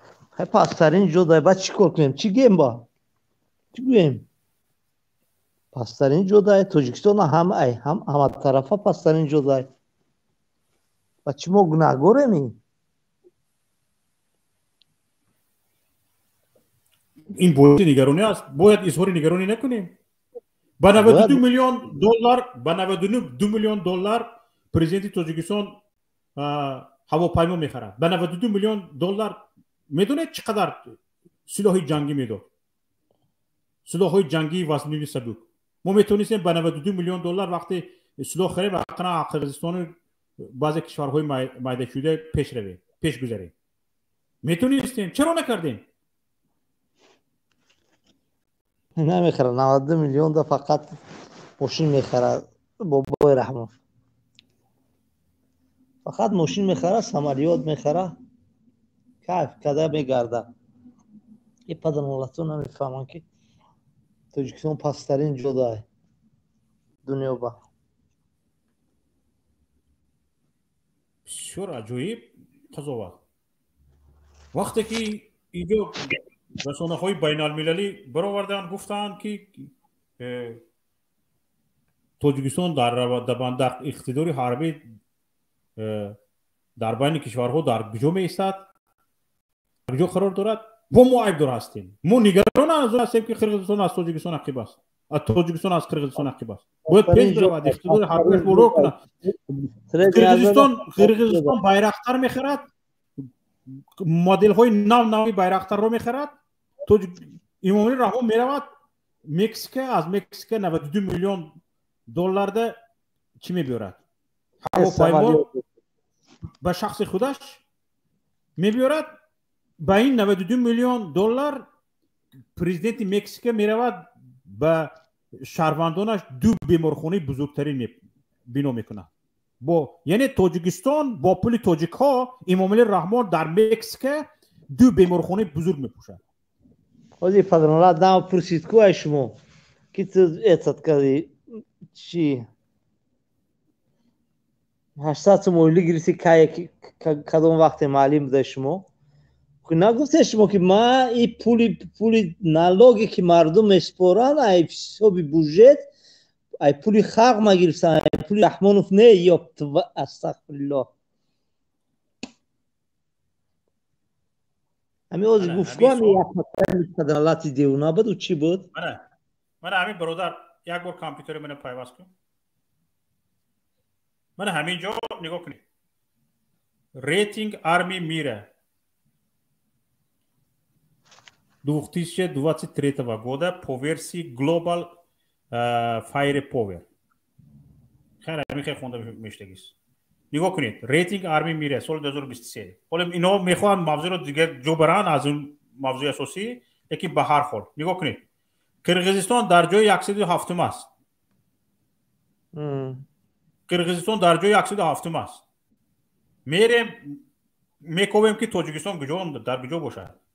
میرویم منه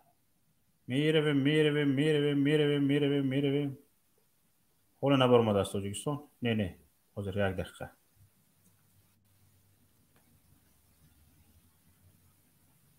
منه حاضر میبرم نگاه کنید منه افغانستان از تاجیکستان در پیش است. چی میشه افغانستان چی گوید افغانستان منه تاجیکستان در جای 120 است. از قرقیزستان 113 از قرقیزستان 13 زینه پایین است. قرقیزستان در جای 107 تاجیکستان در جای 120 بعد از نیگریه بعد نیگریه آخه رحمان نیکاراگوآ کشورهای آفریقایی نیکاراگوآ دومینیکانسکه رسپوبلیکا نیگریه بورکینا فاسو رسپوبلیکا کنگو نامیبیه با این کشورهای آفریقایی قرار دارد تاجیکستان. اقتدار حربی تاجیکستان مرکتر این صفتون رو خورد وقتی که به دلیل گپ بزنید با ملاحظه دارید شما یک نفر از واتساپ زنگ زده شده است لطفاً کوشش شما گفته باشن. لبای و علیکم السلام و رحمت الله. بله در افیر هستید. اکا شما دا یک چند سوال داشتیم. آیا همین گروه مثال حزب نهضت اسلام امکانیت داره که مثال همین طرفدارای مثال طرفدارای همین حزب نهضت که میخوان با همین حزب نهضت پورا مثال داخلشان با اروپا مثال اومدن کمک کنید؟ نه برادر عزیز از اودایی نمیبره. فهمو همین در یک مسئله دیگه اگر برادر صحبت کردنی بدم مخصوصا همین کارگرای گروه اوانگر که طرفداری لعنت کرده اولو رحمان میکنن هم یاد ما یک پیام گرم داشتیم اگر امکانیت که فقط مختصر ما میگم همیا یک بار فقط بینن که تاجیکستان در کدام وضعیت قرار دارد. مردم عموما قوه کاری که باید جوانان که باید در تاجیکستان کار کنن برای پیشروی دولت و یا در روسیه در تاجیکستان امکانیت برای مردم نمیتونن که بیزنس تهویه کنید. این دویم بود. سوم پرابلم همه در تاجیکستان ضد حجاب سخن میکنن. پرابلم نمازخوانی دیگه عموما کمبودیه که حتی ما شرم میکنم که ما بگم تاجیکم. نه شرم نکنید برادر عزیز. شرم نکنید برادر عزیز. روسیه قرار دارم که وقتی که مرا همین FMS میخوان من میگم ترکم. که وقتی که من میگم پرزیدنت رحمان میگن دیکتاتور. واقعا وقت ساعتش گویا که وقت ساعتش انشاءالله میآید هم رحمانوف تا که اگر تو همون بعد این تو وقتی این کلوب زندمون مردمون که انشاءالله میدونه گوری همون رحمانوف ویس اولاد همون مادرش و پدرش انشاءالله میآیم همون گور میگیریم همون از استخوانش نالو میزنیم که این مینه گروی آوانگارد نمی پاپال غلطیدن دامی وقتی اینطور کدمش که گفتم رو برون غلطی و الله اصلا دورشو میکشیم خیلی که خونی جوانایی که خونی جوانو را ریزوندن خونی برادرای نهضتی و گروه 24 را ریزوندن انشاءالله جواب میگن خوبه کنه که پناهتون بخیر زنده باشید تشکر زیاد بکنید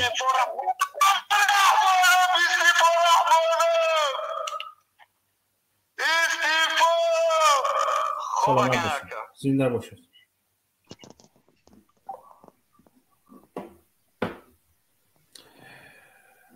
خوب تشکر به نفری که از واتساپ برآمد. خواهر چهارس بفرمایید. خواهر چهارس را پیوست. سلام علیکم. شکر سوزنتین سلامتتان خوبه؟ شما بفرمایید. امروز حاضر در مسکو خودتان میدانید که خیلی حاضر احوال دارد. بچه همش بسیارش گرفته است، بسیارش همه جنگل ها، آب ها، موریا ها همه جای پر خون تاجیک شده است. همه اینا میداند، میفهمد. این چیز گفته هر یک تاجیک سوال دارد. برای این کار سر شد گفته هر یک تاجیک سوال دارد. این چیزه شخصا خودم هم سوال داده است. این چیز من همه این چیز با آمده من رسیدم که معلومات ها را جمع کرده همه این چیز به من رسیدم. وقت قدرت آمدن امام الرحمن امین روسی امین روسیه چقدر مردمشان خونشان ریخته که بود. ممکن هزارتا ممکن بسیارتا یگان کس نمیدانه نه نمیدانه. برای همون حاضر امام الله قرضدار بود. امام الله قرضدار بود. همین پاید همین قرضشان همین قپاید طلب کرد که پلاتیت کن. پلاتیت کرد. وقت اپلات اومد یگان چی گفته ما نمیتونیم.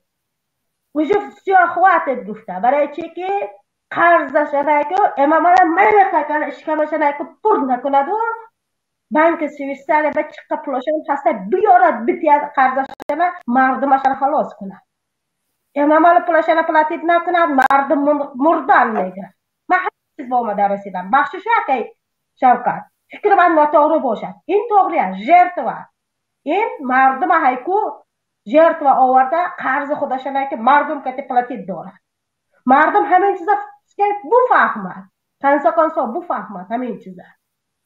امام الله آورده پلاتیت نکنه قرضشان چقدر مردم مردن در کار همین قمه مرد همه جا پر توجیه میشن. مردم همین چیزا بفهمد و منم اینجا شنه کمتر کار فرمانه دا بیدار شود.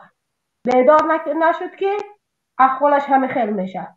وجود دقت کرده است امام علی زدگی خوبه که پروای مردم نداره. تشکر. سلامت باشید. وجود بحث کند امام علی بخزد همین پیان منم این الکش حرامخور وطن فروش که پسکای بخزد که قرضشون پلاتیت کنن مردم طلب کند. امام علی قرضتن پلاتیت کن قرضتا ما مردن نمیخواهیم برای اشکم تو منم یک اشکم تو که من گونگلی که مونده که گفته مردم طلب نکنه که همین احوال شدن میگیرن. بخشش این حقیقت. تشکر در پناه خداوند باشه. زنده باشید. تشکر جان. نفر بعدی. السلام علیکم. و علیکم السلام و رحمت الله و برکاته. نفر دیگر بفرمایید.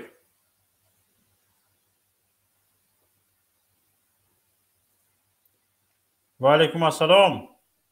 بفرمایید. بفرمایید.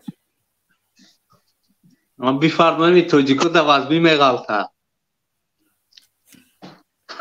یگان چیز گفتنی هست برادر بفرمایید، ما شما را گوش میکنیم. اگر فقط شوخی باشد یگان به خودم تنها زنگ زنید، شوخی کرده میشینید. مایلش برادر عزیز. شوخی نیست که توجیکوی ما دایوس ایمان دیگه ندارن یا رب شده اصلا. نه برادر عزیز، یک بار آواز کنید. نه توجیکوی ما دیگه رب ندارن. برادر خواهش میکنم توجیه گفته تاخیر نکنید. من در همین برنامه هم اقلا همین قدر کار میتونم که به کسی که زیدی توجیه گپ میزند، توجیه رو تاخیر میکند، توجیه مرغ میگود، این میگود، وای میگود، اقلا هم به همین قدر زورم میرسد که حق نتیم این گونه گپ زند. توجیه فقط به سبب به یک نفری خیانتکار باور کردنش امروز حالش تباه است. پایان شب سیاه سفید است. انشالله این نفری که در سر قدرتش رفتن دارد، هزارها رفتن، این هم می رود، تاجیک باقی می ماند و انشالله سربلندی نصیب تاجیک می شود. اما امروز به خود حق ندهید که اقلا خود را پس زنید، خود را حقارت کنید، تحقیر کنید. خواهش میکنم برادر عزیز، نفر دیگر رو پیوست کنید. بفرمایید.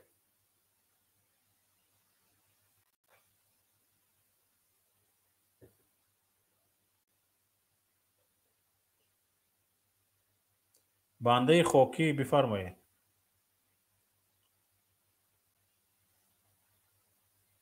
بنده خاکی هستید؟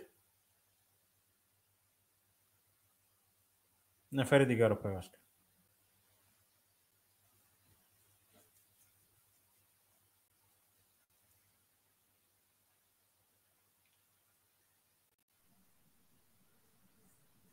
نفری که توجیه گفته گپ زده بودید میتونید به تاخیر گپ زنید، ما شما رو پیوست میکنیم. من به تاخیر گپ میزنم. بفرمایید. برای نمیدونم، برای رحمان و فکر میکنم خیلی مردم در کره مردم ترسونچک دیگه اون همیشه هم گپ زنم. نمیدونم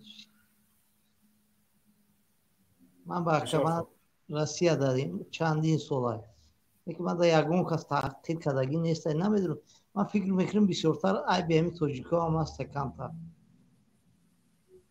چی عیب داره توجیک؟ مدنیت پس دارن پروستا. بعضیش در اتوبوس میرون، اتوبوس در موزیکای توجیکی میمونن، رقص میکنن، خیلی کنش نمیفورد خلقی روسایی. ما وطنی خود موندد. برادر عزیز ما در همین قلب اروپا هستم، در اتریش هستم برادر عزیز. یک قسمی بیشتری روزی من در راه میگذرد، در کوچه میگذرد. فهمیدید؟ در روز تقریبا 4-5 ساعت در راه هستم. بعضی روزها قطار میشینم 3 ساعت و 4 ساعت در قطار میروم. ببینید به فکر من این توجیک ها بی‌مدنیت نه برادر عزیز. خودی میزبان ها هم یک کمتر فعلی اگر فاشیستی نگوییم فعلی تند دارن. خودی میزبان ها هم نه اونقدر مردمی چی میکردگی نیستن. مثلا در همین اروپا همین مردمی عرب هست، در چی رقص کنان میرود، با زبان عربی موزیک میماند در داخل تراموای، در داخل مثلا گریم مترو یگان کس گپ نمیزند. میگوید او به همین خرسند است، بگذار خرسند باشد، به من خلل نرسانده شده است. مثلا گریم کودکش گریه میکند، کودکش با کودکش بازی کرده، هیاهو کرده میرود در داخل مترو، در داخل قطار، در داخل تراموای. یگان کس گپ نمیزند به او. یگان کس در گلگشت ها همین خیلی است، همه خرسان، همه به قول خودش آواره میرود هیچ کس به یگان کسی دیگر کار ندارد. پس اینجا اگر مثلا گریم یک نفر من خودم رو نمیگم اونه که مثلا موسیقی گوش کرده رفته ایستاده است و کار خودش است، مثلا گریم یگان صحبت کرده ایستاده است کار خودش کرده رفته ایستاده است، یگان خرسندی در کوچه کرده رفته ایستاده است کار خودش کرده ایستاده است، با کسی دیگر کار ندارد. پس کی بی مدنیت تر است؟ کسی که به خرسندی او خلل میرساند، به خرسندی او خفه است، خرسندی او ناراحت می شود بی مدنیت تر است، یا کسی که به کسی کار ندارد از پی خرسندی خودش است بی مدنیت تر است؟ باید این فهم ها رو از هم جدا کرد. باید این کدامش رو مدنیت دونست و کدامش رو بی مدنیتی دونست، این رو هم باید جدا کرد برادر عزیز. ما وقتی که خرسندی میکنیم در یک جا میخندیم یا که موسیقی گوش میکنیم به این، اگر یک نفر قهرش آید او به مدنیت است، شخص قهرش برآمدگی به مدنیت است، ما بی مدنیتیم. در یک میدان رفته جمع میشیم فوتبال بازی میکنیم، وقتی که هیاهو میکنیم گل میزند یک کس این طرف چپ قرصک میزند، این کس داد میزند، این کس او پاستگیری میگوید، این کس او گل زن میگوید، مخلص مثلا داد میگوید در گرد اطراف بخور اونجا میدان ساختگی بازی به چوچو نمیشود، به هیاهو نمیشود بازی. وقتی که در گرد اطراف تو وقت خانه خریدی خانه کردی میدونستی که در این گرد اطراف تو میدان است، میدان فوتبال است، هیاهو میبرد، چایوچو میبرد، مردم بازی میکنند، صدا میبرد. وقتی که تو به این قناعت نداری، به این تحمل نداری، تو بی مدنیتی یا اون نفری که بازی کرده ایستاده است. باید این چیزها رو از هم جدا کنند. خیلی گپ کی چیزه خیلی دولت دیکتاتوری ایجاده. بعد دولت هم چی گناه داره؟ دولت خودی همین نفرای همین گونه نفرها مثلا گریم در همه جا یک ملتگرا مثلا گریم خاراکتری فاشیستی داشته در همه جا هستند، در همین اروپا هم هست، در روسیه هم هست. وقتی که اینها مثلا گریم خصلت فاشیستیشون بالا میگیرد، خودی او فاشیست تب گناهگار است، یا اینکه نفری که او به خودش آواره است موسیقی گوش میکند، یا اینکه هیاهو میکند، میخندد، قهقه میزند، او گناهگار است. جای جمعیتی جایی که مثلا گریم یک چیزهایی هست که کردن آن من است، مثلا گریم به او کار دست زدن من است، مثلا گریم در جای جمعیتی یک مثلا خندیدن من باشد، مثلا گریم گپ زدن من باشد، موسیقی گوش کردن من باشد، مثلا در کجا وجود دارد؟ من اکا ای سال 97 زندگی میکنم روسیه دا، یگون کس یک بار نشده که مرا یگون روسای ملیسای غم داده باشه. просто да бачаҳои ёш камтар бетарбия найму медонам. Россия ман открыто мегум рӯи лубояшда болошда мегум ки 50% шумо чизе нацист меге украинара, шумо нацисте. 50% Россия зиёд нациста иҷода. барои ҳамин намедонам бачаҳои тоҷик бояд камтарак хеле кам тарбияшон. حالا نگاه کنید، حالا بمیگرید برادر عزیز، تشکر به شما. در تاجیکستان اگر حکومت یگان کار کردنی شود، یک 10-15 چیها رو میبرارد، همون پابوس ها رو میبرارد، پلاکت میبردارند، سخنرانی میکنند، جمع میشوند سخنرانی میکنند. بعد حکومت بعد سخنرانی همین ها از پی کار میشود. یادتون هست پیش از بستن حزب نهضت اسلامی تاجیکستان گروه دنباله ها رو میبرآورد، گروه معلم ها رو میبرآورد، سیامکه میکرد، یک پلاکت ها رو میبرداشتند به ما حزب نهضت اسلامی تاجیکستان در کار نیست، حزب دینی در کار نیست، گفته گپ میزدن، همین ها رو توده کرده برآورده ویدیو سیامکه میکرد، در تلویزیون نشان میداد. بعد از آن چیکار کردن؟ حزب نهضت اسلامی تاجیکستان رو تروریستی اکستریمیستی اعلام کردن، بستن. حالا همین سیاست ها از کجا است؟ حالا در روسیه در 12 زنک 4-5 مردک برآمدن، توده شدن، یک نفرشون گپ زدن، ما از اینها ترسیده شدیم، تاجیک‌ها و دختران ما گپ پاتفته ایستادن. و بعد از زمین چی سر شد؟ همین ریدو ها همین خیلی معرکه های بازداشت و لاتوکوب و اینها سر شدن. هم 4-5 یک 10-20 نفر برآمدن توده شده گپ زدن. ما با دخترمون گپ پرتافته ایستادن در نشستگاه ها میشینن توده شده میشینن ما میترسیم گفته گپ زدن. این یک مسحکه بود مسحکه پیشکی ساخته شدگی. پس ما یک دیده دونسته ایستادیم که یک مسحکه است با میخیزیم میگردیم خودمون رو خودمون گناهکار میکنیم نه عیب در گردن خودمون.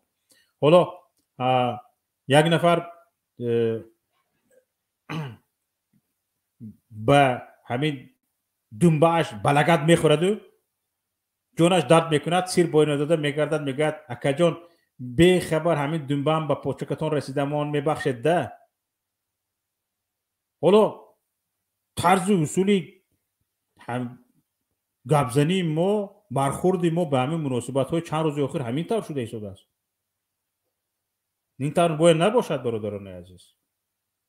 درست روسیه سیاست های خودش رو پیش میبرد میخواد به مقصد های خودش برسد ما با او کار نداریم.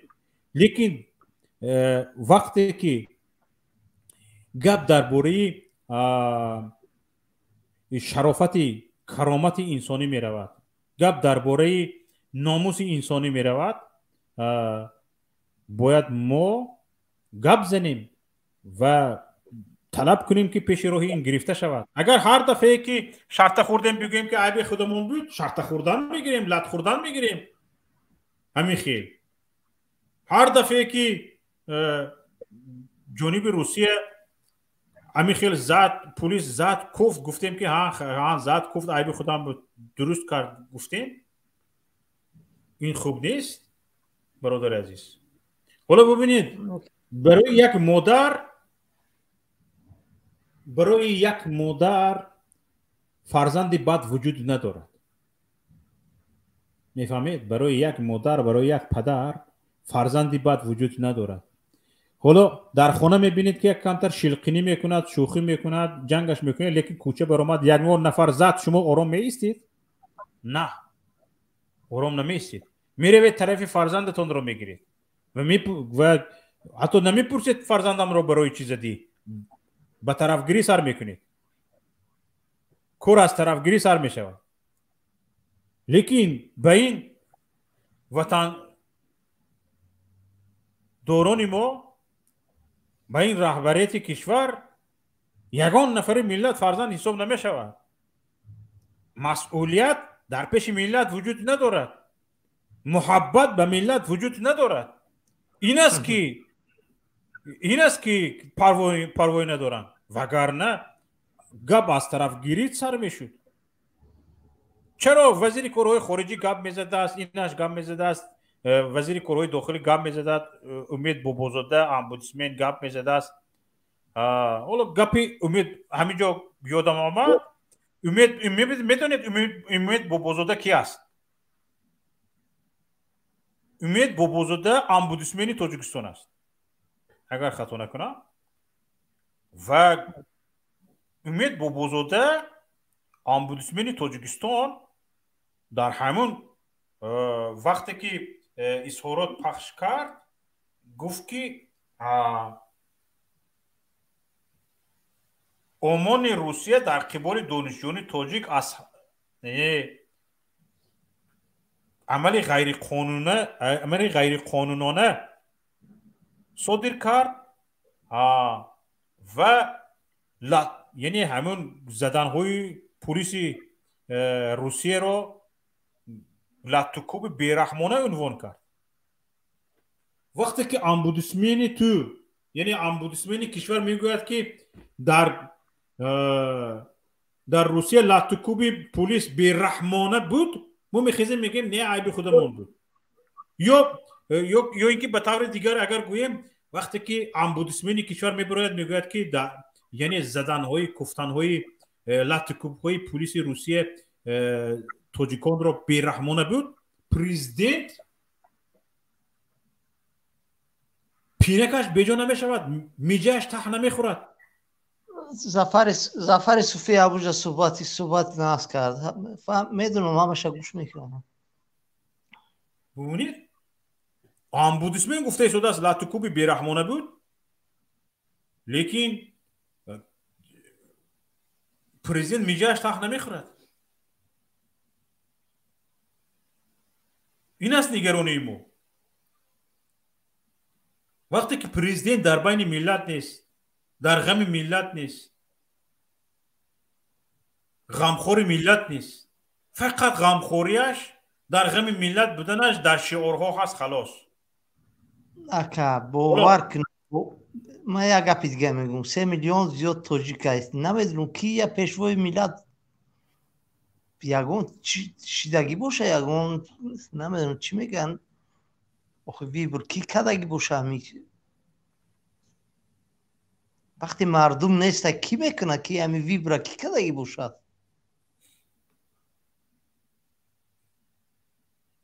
ببینید خیر این ویبر نه، این زاچه های پارلمان کرده هستن این کارو. زاچه های پارلمان نگاه کنید. حالا چند سال پیش به انگلیه مهاجران میرفتند برای کار. مهاجران را به انگلیه، مهاجران تاجیک را هم روس ها میبردند، یعنی شرکت های روسی به انگلیه برای کار میبردند. حالا بعد از اون که این مسئله های جنگ اوکراین سر شد و کووید سر شد و اینها سر شد، بعد از این خودی دختری امام علی رحمان سفیر فوق‌العاده تاجیکستان در بریتانیا شدگی است و این رو این تجارت رو از خود کردگی هستند. اکنون شما تصور کنید حالا نرخ سفر به بریتانیا بعد از اون که از شرکت های روسی، شرکت های تاجیکی بردن مهاجران را به انگلیه به عهده میگیرند 10 برابر قیمت شده است. همین غمخوری است. مینیمم 2000 یورو لازم است. 10 برابر قیمت شده است. حالا یک کمتر بعد از اینکه همین مخالفین به اروپا آمدن، تاجیک‌ها را دیدن چه آداب دارند، چه اخلاق دارند، چه مناسبت دارند، چگونه رفتار دارند، یک کمتر تاجیک‌ها در اروپا معرفی شده هستند که مردمی نسبتاً آرام، با فرهنگ، با مدنیت هستند و یک کمتر درهای اروپا به مهاجران کاری تاجیک باز شده است. همین سال هزارها مهاجران کاری تاجیک از تاجیکستان آمدگی هستند، رانندگی میکنند، در شرکت ها کار میکنند، کار کرده ایستادن. همین هم در تاجیکستان الکی بیزنس شدگی است، به بیزنس تبدیل دادگی هستند. اگر مثلا یک نفر میتواند به 500 600 یورو بیاید، نرخش را 2000 2500 یورو برداشتگی هستند تا 3000 4000 مصرف دارد. بعضی از تاجیکانی که اینجا آمده کار کرده ایستادن با آنها هم صحبت شدیم، خیلی مشکل است. بعد از اون که اینجا میبینن میفهمند راههای آمدنش رو میفهمیدگی میشوند، بعد میدونن که پای میبرن که در تاجیکستان بسیار فریب خوردگی هستند، پولهای زیاد صرف کردگی هستند. این به کجا است؟ به کجا میرود این همه این مبلغ ها؟ اگر حکومت تاجیکستان غمخور ملت باشد، همین تمام کشورهای اروپایی به کارگر نیاز دارد. کارگر نمیرسد. حالا مرا میپرسند در کجا کار میکنی؟ هر روز از AMS به من کاغذ میبیاید، به تو اینجای کار مناسب تر یافتیم، به تو اینجای کار مناسب تر یافتیم، به تو اینجای کار مناسب تر یافتیم. در یک خونه 3 نفر در خونه‌مون شخصای قابل کار هستیم. هر هفته 18 مکتوب میگیریم از اداره کار. چونکی جایهای خالی کاری زیاد است، کارگر نمیرسد، کارگر لازم است به اینها و حکومت تاجیکستان میتواند همه نمایندگی های دیپلماتی کشورهای اروپایی در تاجیکستان هستند. در آلمان کارگر نمیرسد، در اتریش کارگر نمیرسد، در لهستان کارگر نمیرسد. حتی با وجود آن که مثال گریم چقدر اوکراین ها آمدگی هستند، مهاجر شده آمدگی هستند، در اکثر کشورهای اروپایی کارگر نمیرسد. میتواند حکومت تاجیکستان بیاید شرطنامه بندد و بیارد آنها را اینجا. اگر بر روسیه مثلا گریم 2 میلیون و 3 میلیون مهاجر رفته شده است، هیچ 500 600 هزار مهاجر رو آورده جای با جای کار تامین کرده میتواند. برای چی نمیکند بدونید؟ برای که خاراکتر سیاست دولتداری اروپا از روسیه فرق میکنه. سیاست دولتداری روسیه یک کمتر سیاستش به تاجیکستان مانند است و آنها بسیار با مشورت کار میکنند و گارانتی در سر قدرت ماندن امامعلی رحمان هم روسیه است. برای همین هر وقت که تاجیک سر برداشت میتونه در روسیه لطوکوب شود، سرکوب شود. اما در اروپا چی؟ در اروپا اینطور نمیشه. در اروپا نفری که با اروپا آمد سربلندی رو میآموزد، آزادی رو میآموزد، استقلال رو میآموزد. استقلال چی است میآموزد، دموکراسی چی است میآموزد و حقوق بنیادی چی است میآموزد، دیکتاتور چی است میآموزد. و این یک هم شخص پولدار میشود و هم یک شخص سرکش تربیه یافته میرود، آزاد فکر، آزاد اندیش تربیه یافته میرود و به این فایده به فایده امامعلی رحمان نیست. برای همین نمیخواهد مردم تاجیکستان به اروپا مهاجر شوند یا بیشتر به بریتانیا یا به دیگر کشورهای اروپایی پیشرفته مترقی مهاجر شوند. این رو نه روسیه بلکه خودی رژیم امروزی کشور نمیخواهد. این است نیم کاسه زیر کاسه. یکون گفتنی دیگر دارید برادر عزیز؟ بله خب سلامت باشه. نفری بعدی بفرمایید. الو السلام علیکم. و علیکم السلام و رحمت الله. اکا من نمیدونم چرا تاجیکو خپن؟ تاجیکو چی هند؟ خپ گنگن شالان. در کجا خپن؟ چرا خپن؟ من نمیدونم حقشون طلب کردن نمیتونن چه خیلی هستن یا همین من تاجیک نیستم حقم طلب کرده شدم. شما تاجیک یک تایی شما نه برادر عزیز، تاجیک‌ها زیادن حقشون رو طلب میکنن، لیکن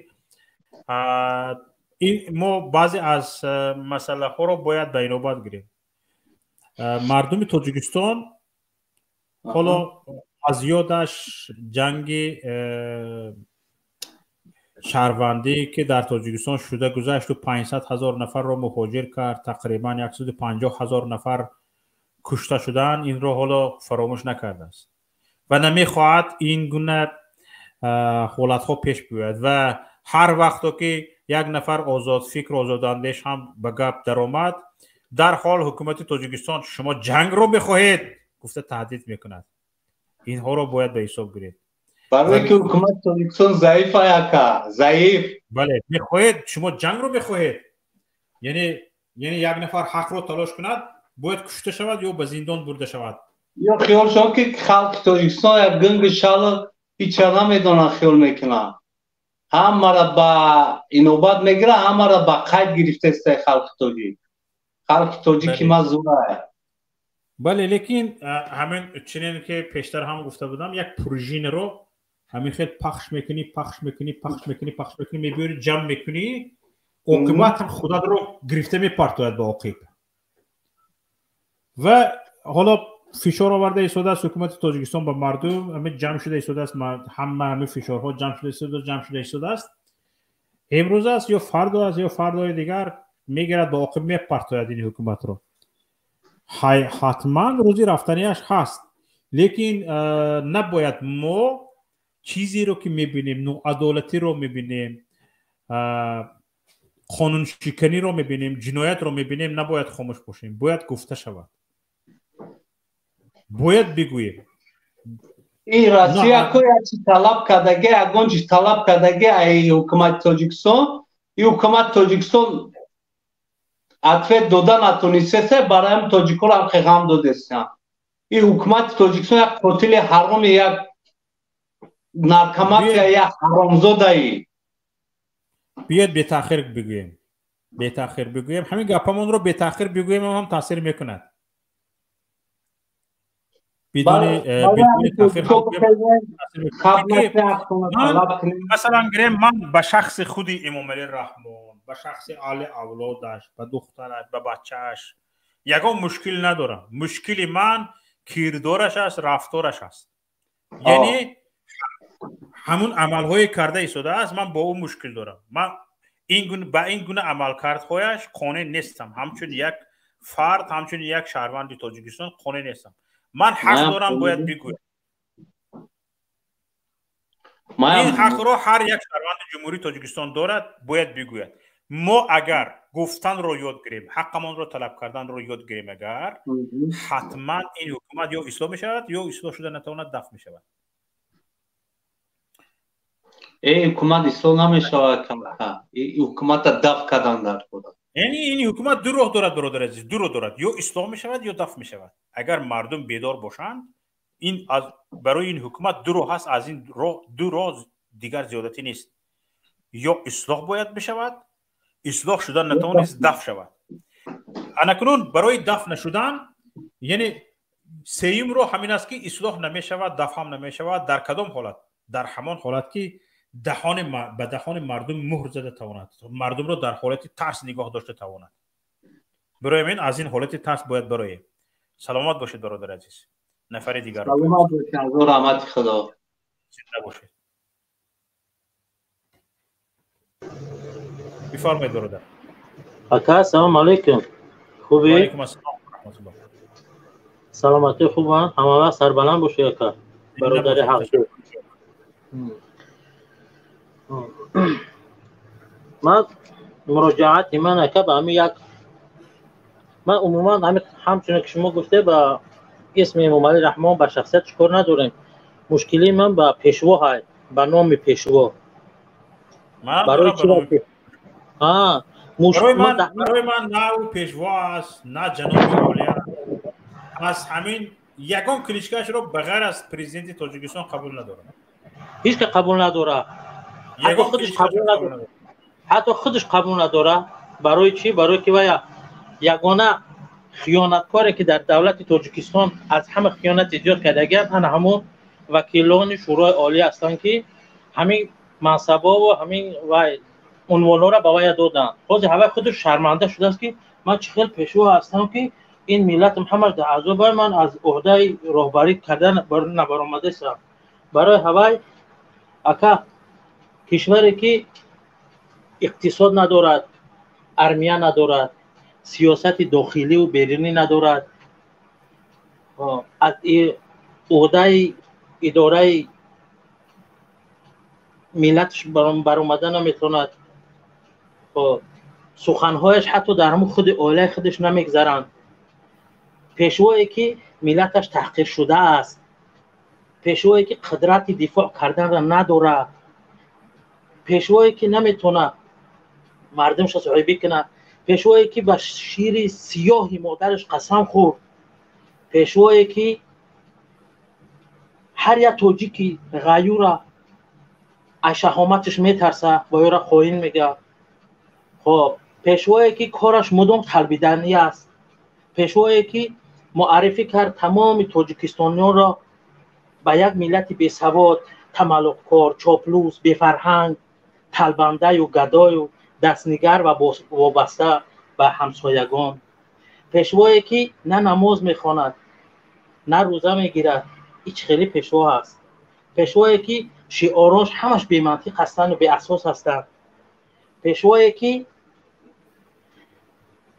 تا این پیشوا اگر کفن نشود، این وطن وطن نشود. خواهد نخواهد ما را کفن میکنیم وطن را آزاد میکنیم بزوری بزوری بزوری دیگر راه ندارد. السلام علیکم و رحمت الله. و علیکم السلام و رحمت الله و برکاته. در آخر یک گفتنی هست در همین برنامه میخواهم به همین موضوع امروزی ما ربط دارد. در مسابقه جودوی دوشنبه گراند پریکس 2023 اگر اهمیت داده باشید نماینده های روسیه یعنی ورزشکاران روسیه از نام خودشان برآمد کردند نه از نام کشورشان نه با پرچم کشورشان اهمیت دادید یعنی انفرادی برآمد کردند. یعنی شاید وقتی نامنویسی ورزشکاران روسیه میفهمد که ورزشکارانش رو تاجیکستان یعنی یک کشوری زیر دستش گویا نمیخواهد با از نام روسیه ثبت نام کند در مسابقه. شاید یکی از سبب‌های غش روسیه آمدنش هم همین باشد. اما اگر یگان سبب‌های دیگری وجود نداشتگی باشد و فشنگ‌های دیگری وجود نداشتگی باشد تاجیکستان میبایست روسیه را ورزشکاران روسیه را از نام روسیه ثبت نام میکرد. چونکه تاجیکستان مثل ترکیه به این تحریم های اروپا همراه نشده است، از این تحریم ها آزاد است. مثل ترکیه تحریم هایی که اروپا اعلام کرد قبول ندارد، با روسیه همکاری کرده شده است، تاجیکستان هم همچنین. اما فکر میکنم بعضی از فشنگ ها تاجیکستان را وادار کرد که ورزشکاران روسیه را از نام خودشان ثبت نام نکند و ورزشکاران روسیه ثبت نام شدن هر یکشان انفرادی. وقتی که به کتی قوه آزمایی ورزشکاران روس می برآمدند حتما هم از روسیه بودنشون اعلان میشد، هم انفرادی از نام خودشان برآمد کردنشان اعلان میشد.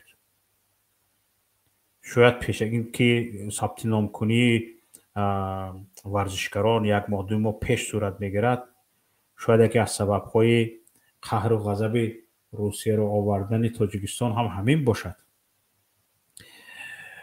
فکر شما چی است تماشابینان عزیز؟ خواهش میکنم فکر اندیشه های خود را در زیر نوار در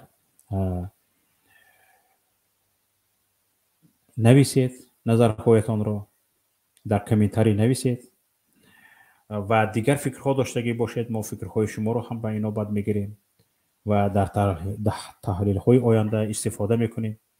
و موضوع امروزه تماشابینان عزیز صبح 7 ایون در سایت یعنی پایگاه اطلاعاتی سیاسی پیام.net نشر می شود با نام همینی که گفتیم. یعنی موضوع امروزه ما مهاجران قربان سیاست درهای باز هستند. با همین نام متن صحبت امروزه ما نشر می شود. کسانی که فرصت پیدا نکردید ما را تماشا کنید و کسانی که فرصتی تا دو ساعت تماشا کردن ما را ندارید و می توانید تنها خواندن را دوست می دارید، می توانید این متن برنامه امروزه ما را، تحلیل امروزه ما را فردا از سایت پیام.net بخوانید و هرچی ملاحظه نظر دارید یا فکر اندیشه دارید خواهش میکنم در زیر نوار در کامنتاری نویسید.